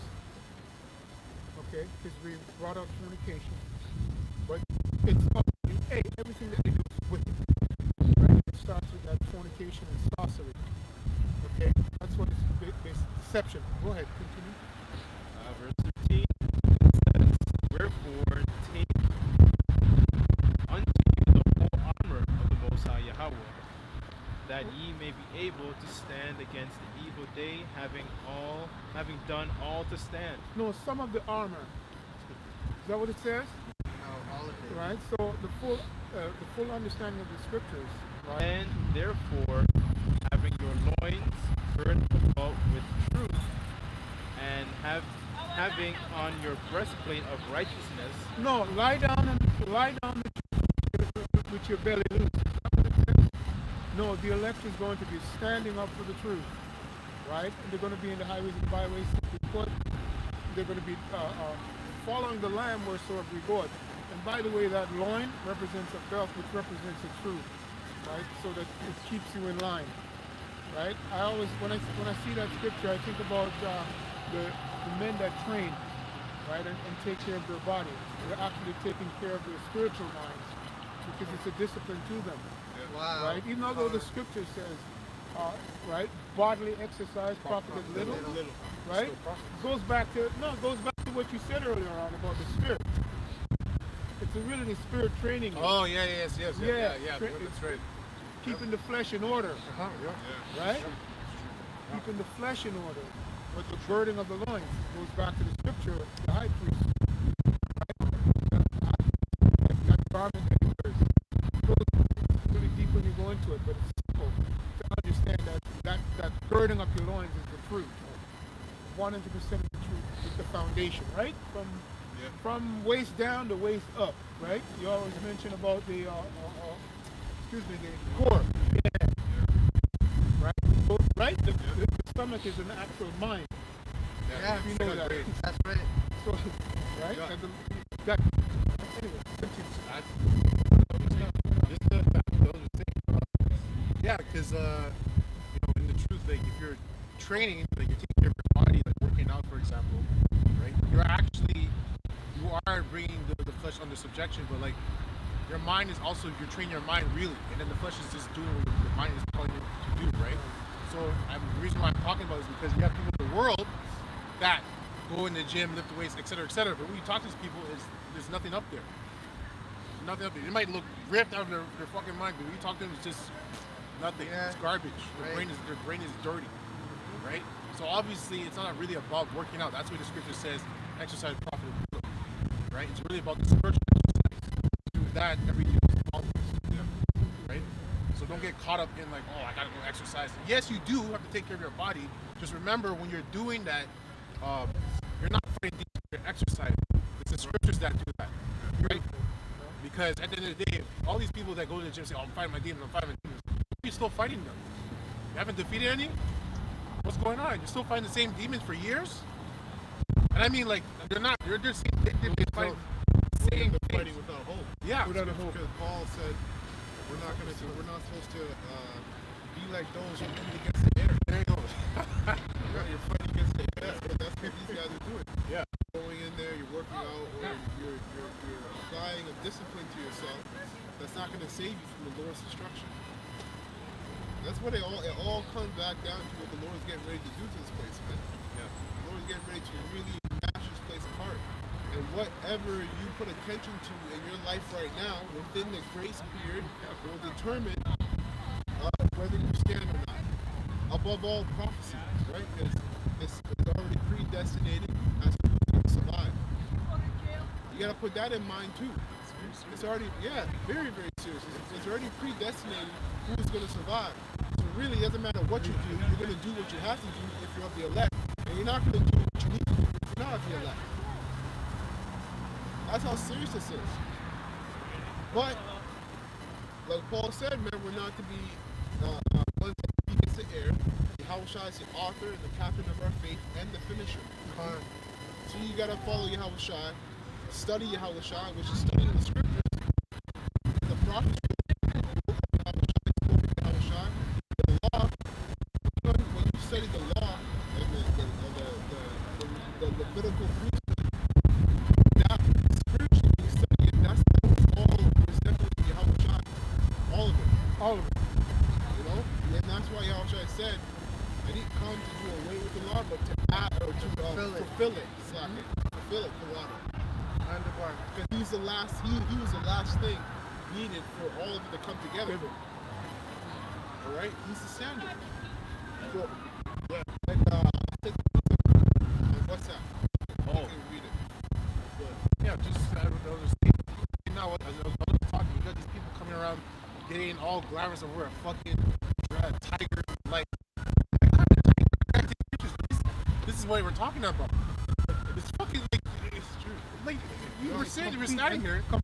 Yeah, like, we're standing here and people come by, oh my gosh, it's a tiger, and I take a picture. It's a tiger with lights, like, and this is the mindset of these people in this society. Yeah, that's more of a spectacle than what we're doing. It's not a coincidence that we're standing right beside that. And they can't even speak. Yeah. Right? It should be weird for them. Right? Exactly. But they get amazed and awed by the tiger with lights. That's how Esau has had the mind of his people in that state, feeble and infantile state. Yeah. That's why when the MOTV comes, that's it. Oh, they're prime. Yeah, that's it. They're done. They're done. They'll kill for it. Oh They'll be killing one another for it. Yeah, exactly. Yeah. Giving up the say that parents children will give up their parents. yeah. Oh yeah. Gotta go take a trip to England. Need that thing. Next year, need digital ID.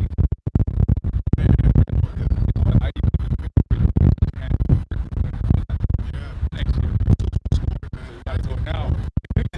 Now! Wow. Gird up your loins. They're coming, man. The thing is, because the false sense of idea, the false sense that Esau has basically gave these people is that this place is still going to continue. Forever. Even after these calamities are going to take place, he's saying he's coming as that angel of light. Yes. The scriptures talk about don't be marveled when Satan presents himself as the angel of light, because even his minions present themselves, his agents present themselves as angel of light. So the ones that have the answer, have the knowledge, we're going to get out of here, how we're going to continue on. Right? That's what this devil has put in the forefront and in the back of people's mind. There's always going to be a solution. Well, what they're not looking for is the solution is destruction. nuclear fallout. You're not going to be safe to that, because as soon as the MOTB has been administered throughout the earth, World War III is coming. Right? Because the elect have to be sealed. Revelation says that once the elect are sealed, the angels are holding the winds back. Those winds represent destruction. They're holding it back until the elect are sealed. So once the elect are sealed, that's it. Destruction's coming. That's it. We're that close, man. We're that close. As soon as the Lord takes his prophets off the internet and off the street, that's it. The elect have been sealed. The ark, the door of the ark is closed. It's shut. And if you notice, they're talking about this. We just talked about it, cyber attack. Yeah. So the cyber attack is going to come, and then after that, then when the internet comes back up, we're going to have to register with some type of digital ID to go on. Yeah, see it. So right there, right there, it's there. That's it. Right around the corner. Yeah, man. So it's called gradualism. You always Exactly. mention that. Yeah. Gradualism. And you only mentioned 3 crises right there. There'll be many more acting behind the main crisis that they really want to push, which is their MOTB, right? But there'll be more with that. Yeah, because when you don't have technology, when a cyber attack, you shut off a whole country or parts of the earth or whatever, or shut off the whole earth. You know how much? Yes, a chain reaction. All the things that fall into that. Like I said, and then the scripture of the Leviathan. The Leviathan's gonna get busy. These animals, once there's no lights out here, no cars running, these animals are gonna flood the streets. They're gonna flood the streets. We're gonna have to sleep up in the cold and in the night, blah blah blah, this, that, and the third. But the elect are gonna be cool. They're gonna be good. Make sure you. They're gonna be good. The Lord said that we're actually gonna eat while others starve. Yeah. We're gonna laugh while other people are crying. You imagine? You have to really internalize how crazy that's gonna be. That's gonna be, and how much a blessing that is. That we're gonna be able to be like that in a time like that. That's power. That's power, man. Yeah, I posted on the chat for what it's worth. Esau in Cochrane, Ontario, you can get land for $10. Right? So he's getting you people ready. So it's time to round you up. Right? So you can go run away. Right? In other words, he's telling you that you can escape. What you got, brother? I was just gonna say that in that movie, because Elder Yawasop was saying it, in that movie, Last Day on Earth, I think it was.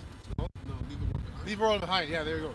Yeah, if you watch that movie, what the Elder was just saying, all in that's happening in that movie, the cyber attack, the animals coming from changing places, right?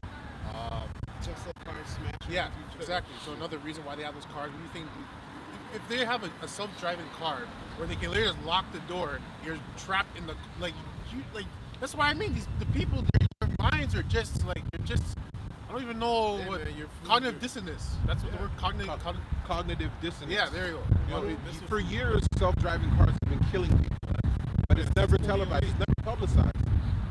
That's 2008.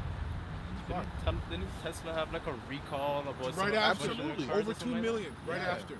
In parts of New York, not new. after they make that movie, 2 million, over 2 million Tesla cars got recalled, and parts of New York had a blackout.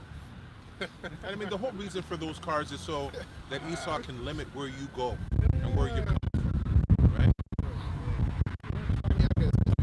Even in the city, you can only stay within that range. You can't Exactly, go- that's you what can't those go cars past are for. that. And if you pass that, they shut down your car. And at the same time, you can keep tabs on where you're going. And if they talk Your about, traveling and movements, if right? they say, what you call it, quarantine, like if say for instance they bring back COVID again, and they claim that you were infected, you're not supposed to leave your house. You can't leave. You can't leave. Leave. The car drives you to a freaking concentration camp. It's the equivalent to having to a the concentration camp. it's equivalent to having the ankle bracelet. Yeah, because right now New York City just passed that law. You know that, right? They just passed the law. For quarantine, Quarantine, Yeah, Like that's straight China. They like, yo, let me just do this right in front of their face, and they can't do shit. China seems to be the model for everything that the U.S. is doing now, especially with the social credit score system. Yeah, it's been for a few years. You have a precept, right? Yeah. Bring that up. Second Ezra 16 and 16. Yeah. Right? Start at 16 and read all the way down. Second Elders? Yeah, that's what I sent to you. 15 and 16. 16. 16 and 16. 16, yeah.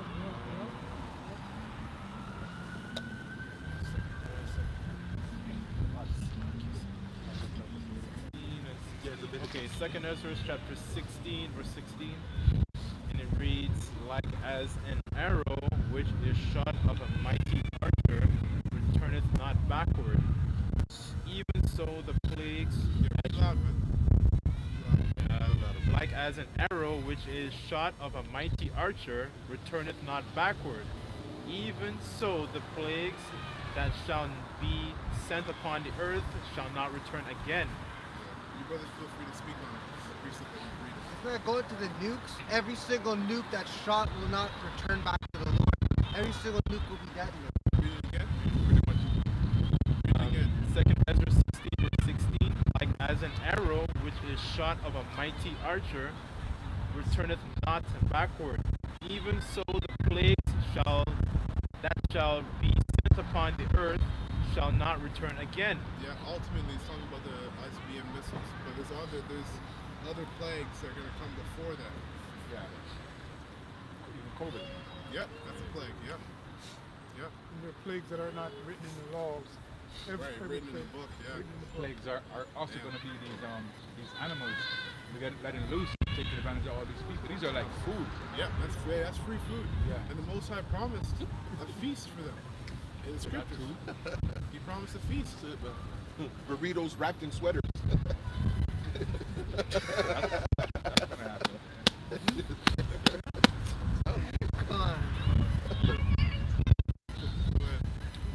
Woe is me, who will deliver me in those days? That's the prophet speaking. He says, "Woe is me." So how much more these people? This man is saying, "Woe is me." This is also going into it's going to be here, but this is popping up again. Yeah, Right, he knew was, too. yeah, he Yeah. was here. So he knows. Sorry, Slack. Yeah. He came back. Yeah. Come back. The So beginning. that's a beautiful sign right there. The men of the Lord, when the prophet says that, the spirit of upon you, which is what? The beginning of what? Wisdom. All right, continue. Verse 18, it says, "The beginning of sorrows and great mournings, the beginning of famine and great death, the beginning of wars and the powers that shall stand in fear, the beginning of evils. What shall I do when these evils shall come?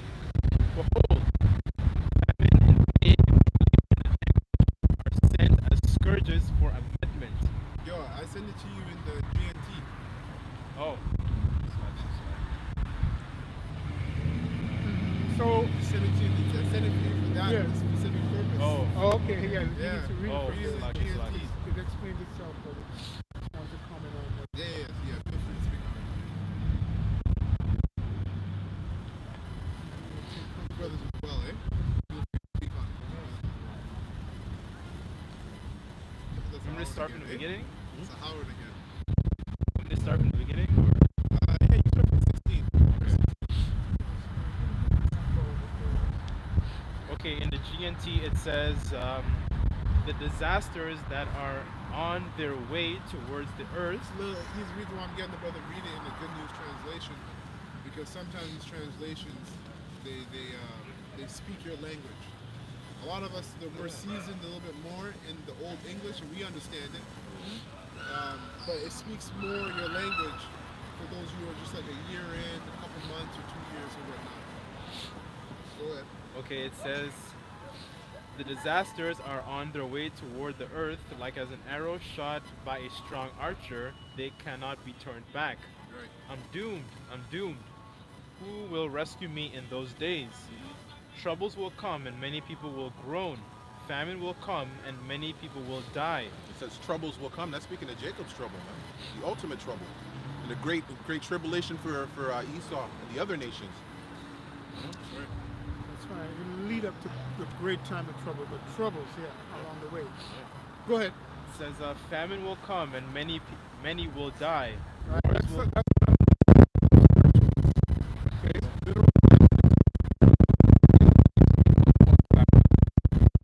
Preparing people for the famine. They're inducing it. You know, they themselves say that many people will die because of the shortage of food. They're preparing people for that. So that's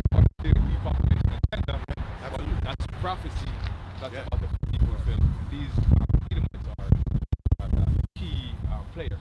Yeah, He's bringing that. with the that- hammer of the earth. Yeah, the there Most you High's go. wicked stuff. But they don't tell you that the food they give you is killing you. Because that's really the Lord's depopulation program.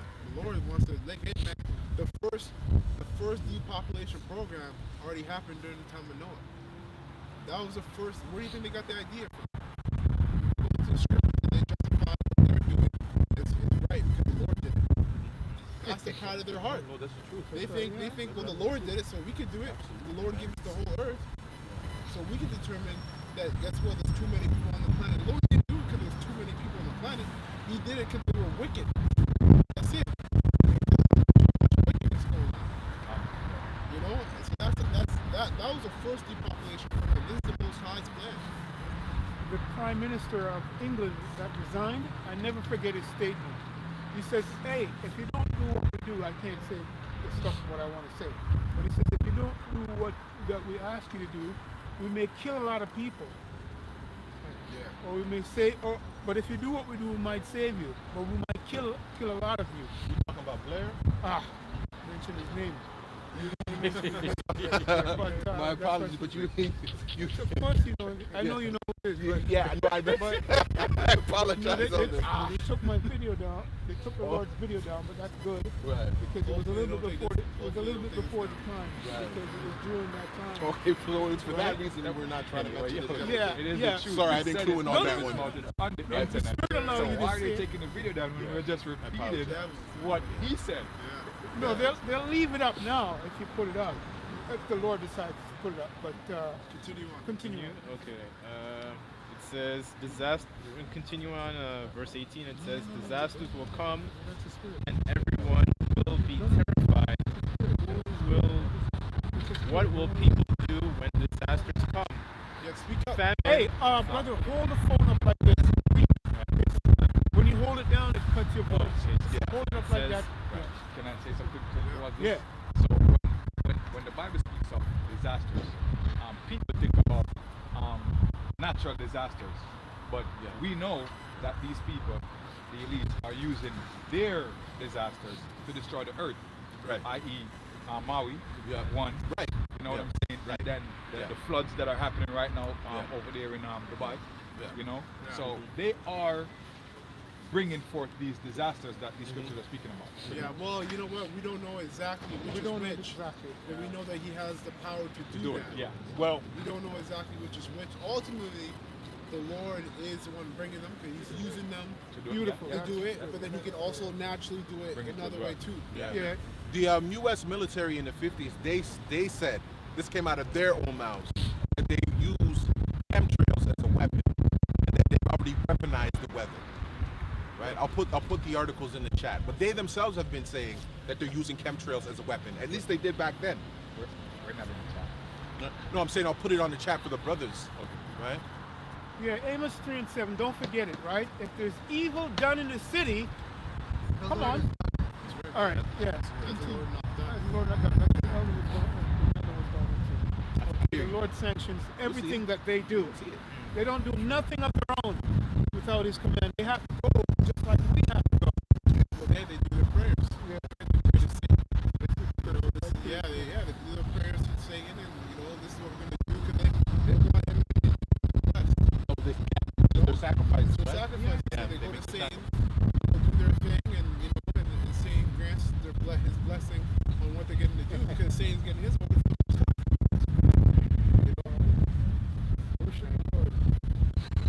Okay, verse 19, and it says, famine, epidemics, evils, and suffering are sent to punish and correct people. But in spite of all this, they will not turn away from their sins. They soon forget their punishment. Exactly. You know, these people, and that's because of that strong delusion the Lord is going to send. Get somebody, get me 2 Thessalonians 2 and 5. Just read down to 10. Okay, so those scourges are coming to who? 5 and 1? Yeah, 5, who are those read from 5 scourges? to 10. Beautiful. Who are those scourges is for? Read it again. Reread Read that verse again, again. bro. Okay, Come on now. it says, But in spite of all this, they will not turn away from their sins. They soon forget their punishment. Right. Yes. They Oh. should forget the punishment. Um, scripture say that in Torah it says, in the time of affliction, there's a forgetfulness of sins, or of like the good times. Roughly paraphrased. Yeah, I know. You know, and then And in the time prosperity of is a- prosperity, Yeah. it's a forgetfulness That's of the the- suffering, yeah. right? So, that's what these people are going to be caught up in. You know, there's going to be all that hell and destruction. There's going to be Jacob's trouble, and then here we have the seed him. And they're going to be, oh, thank God, we can go right back. Everything's going to continue normal, but it's going to be better. And they're going to keep sinning even more. Worse. They're not worse. And the Most High did the same thing with Egypt. Remember? The first plague, you know, oh, no. Okay, second plague, third plague, it was about 10 plagues, 12 plagues. 12 plagues. Yeah, 10 to 12. 10 or 12 plagues, right? 12 plagues. I think it was 12 plagues. And then after the last plague, which was killing of the firstborn sons, they were like, okay, finally, let's let these guys go. And then they got to talking with each other like, no, fuck this shit. We gotta get these motherfuckers. And they went and chasing the Israelites into the wilderness, and the Most High smote them even more then. So it's the same spirit that's gonna come in Egypt again, which is now, is you people can't let go of your sins. Right? Because, and like you keep quoting that precept, Sirach 8 and 11. Oh, Ecclesiastes 8 and 11. Yeah, Ecclesiastes 8 and 11. Right? Because you have somehow find a momentary sense of peace. You think you're in the clear, and because you long for this society to keep going on forever, you're going to get carried up in your wickedness. But the Most High is just stacking up judgment for you. You're just stacking judgment so that when he comes, he's coming with a hammer. You know? It's like when you're at a bar and you have a tab. Exactly. Over and over, you're not paying the tab, not paying the tab. Eventually you come in the bar, the door's closed, and you're like, you want to get that drink? You're like, no, you got to pay your tab. It's like, oh, I forgot my wallet in the car. You go, the security card's at the door. That's it. You're not leaving. You're not leaving. You're paying this tab. May I add I was just gonna say, did they get another step? It was like when police are about to take down a drug kingpin. They let him pile up. They let him do his little bullshit, and then eventually they're like, "Yo, knock, knock, knock. We got a warrant for your arrest. RICO law. You've done this, this, and this, and this." And they let you live for like a year or two, and then they arrest you. Yeah. And then they give you life with no parole. Yeah, the Most High is the ultimate sniper. Yeah. You know, and like it's dramatic, right? So your best fall is going to be when you're at your highest peak, your highest point. So that's basically what's happening. The Most High is letting you stack up till you get to your highest point, so that when you fall, it's boom, dramatic. You'll laugh at your collapse. Exactly. He's gonna laugh when you fall when you're No, right. Yes. You got a preset? Yeah. Okay, go ahead. Matthew 6 and 19, and it says, "Lay up for yourselves treasures. Lay not up for yourselves treasures on earth, where moth and rust doth not corrupt, where thieves break through and steal. But lay up for yourselves treasures in heaven, where neither moth nor rust corrupt, and where thieves do not break through or steal. Yeah. For where your treasure is, there will your heart be also." Yeah, you brothers break that down. So from 19 it says, "Lay not up for yourselves treasures upon earth, where moth nor and rust doth not corrupt, and where thieves break through and steal. But lay up for yourselves treasures in heaven, where neither moth nor rust doth corrupt." Right, so let me ask you a question. How do I do that? How do you? If I'm a new believer and you're reading that precept to me, how do I lay up Study, show yourself approved, teach what you can. Yeah, pretty much study, teach what okay? What if I'm a woman? you can study what you also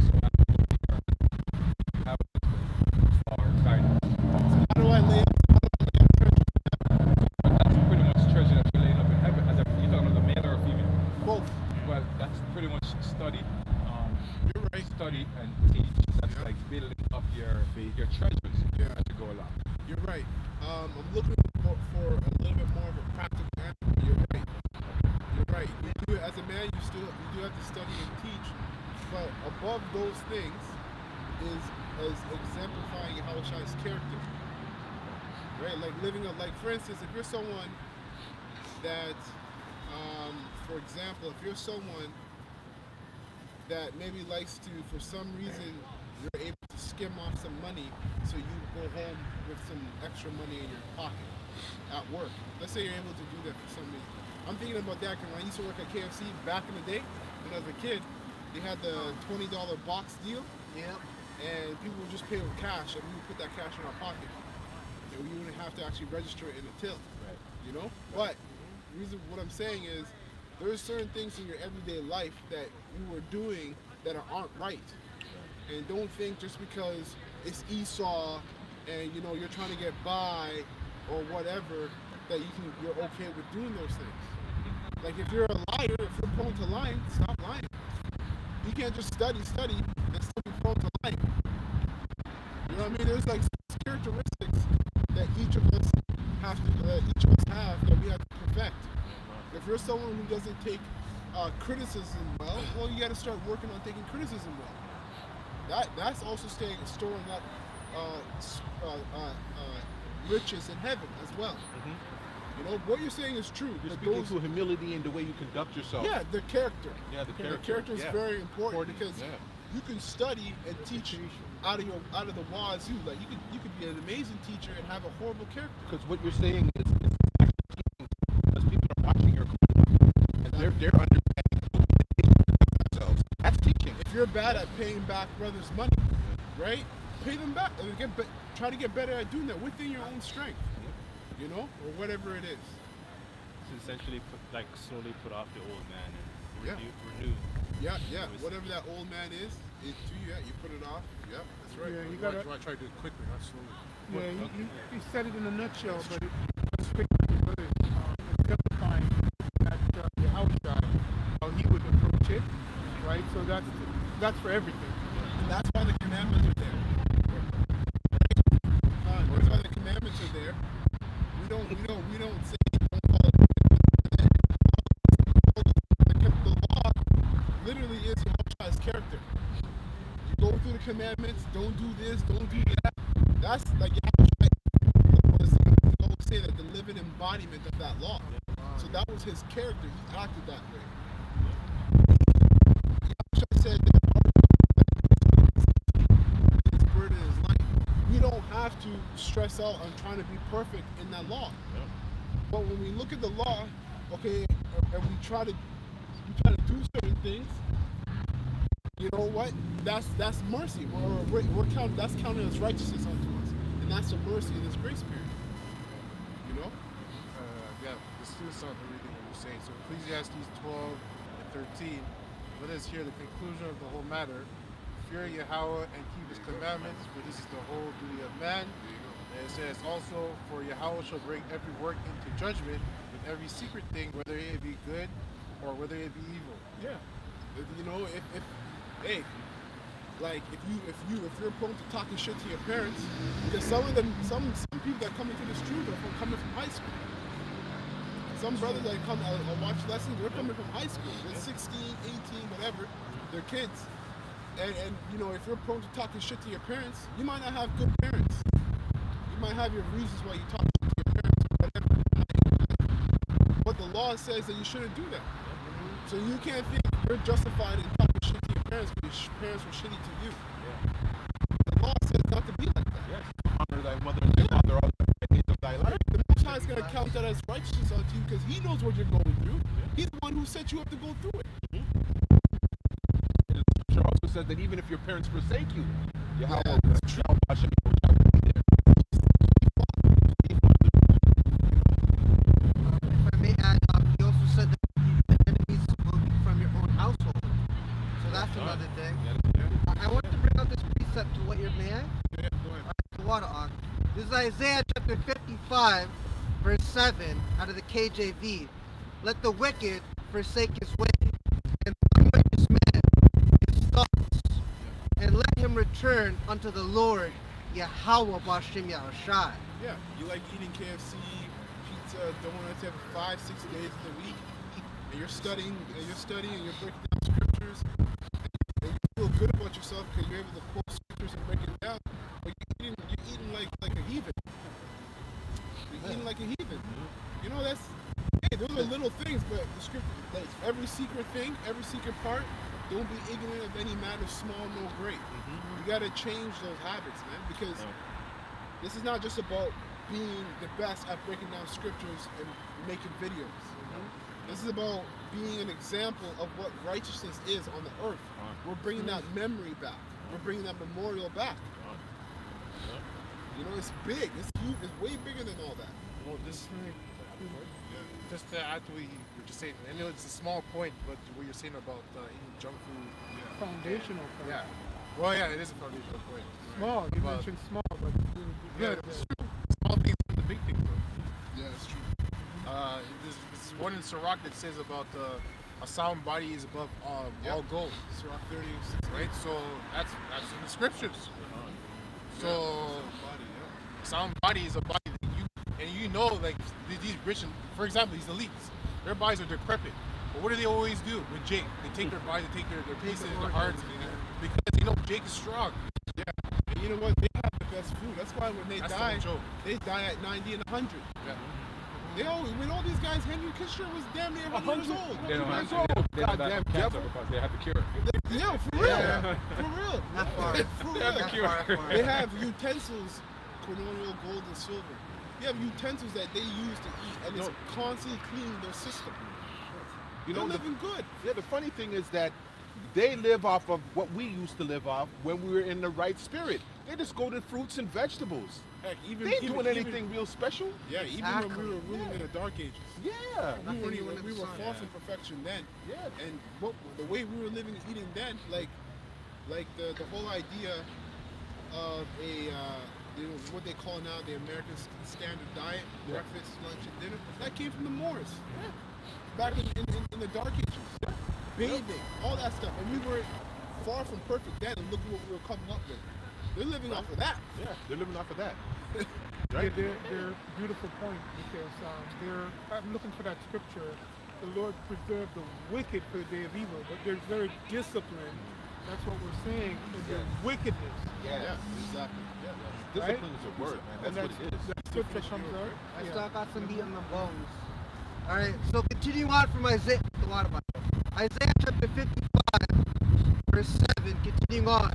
And he will have mercy upon him, and to our power, Yahweh Shem Yashai, for he will abundantly pardon. Verse 8, the point. For my thoughts are not your thoughts, neither are your ways my ways, saith the Lord, Yahweh Shem Yashai. You got a precept back? No, I was just gonna make the point about the Dark Ages. One of the kings named Charlemagne, he had mandated the importance of having flaxseed in your diet, right? And there's a scripture in Sirach that talks about a wise king instructs his people. Right? Yeah. Going back to the importance of diet, right? So important, man. Food is that medicine, man. Yeah, man. This is not life. This is not life. Yeah. So continue on. So the point is that there's many, like, you got to change your character, man. Whatever it was in the world, change it. Only you know what you were doing wickedly in the world, and you always say this term you always say. No, you say familiar spirits.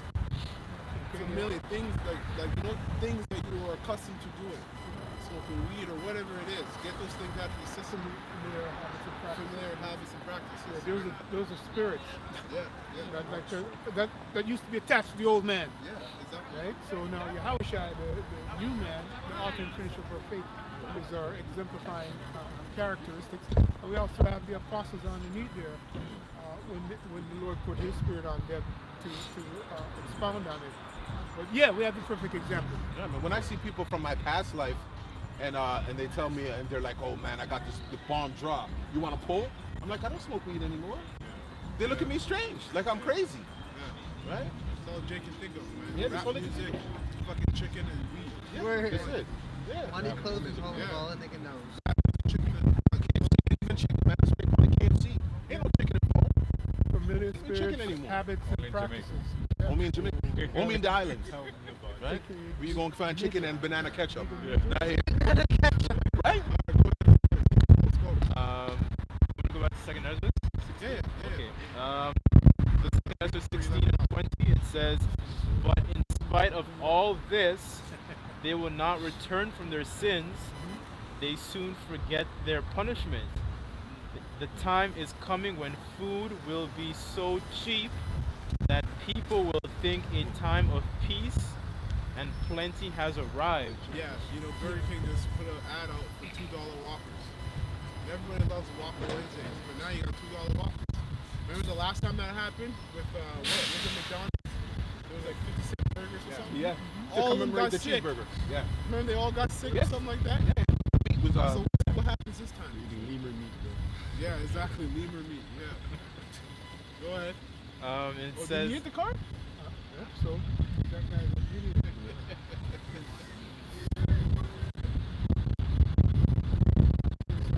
probably inside Tim Hortons. Who knows what he's doing? You're not supposed to Guys are out.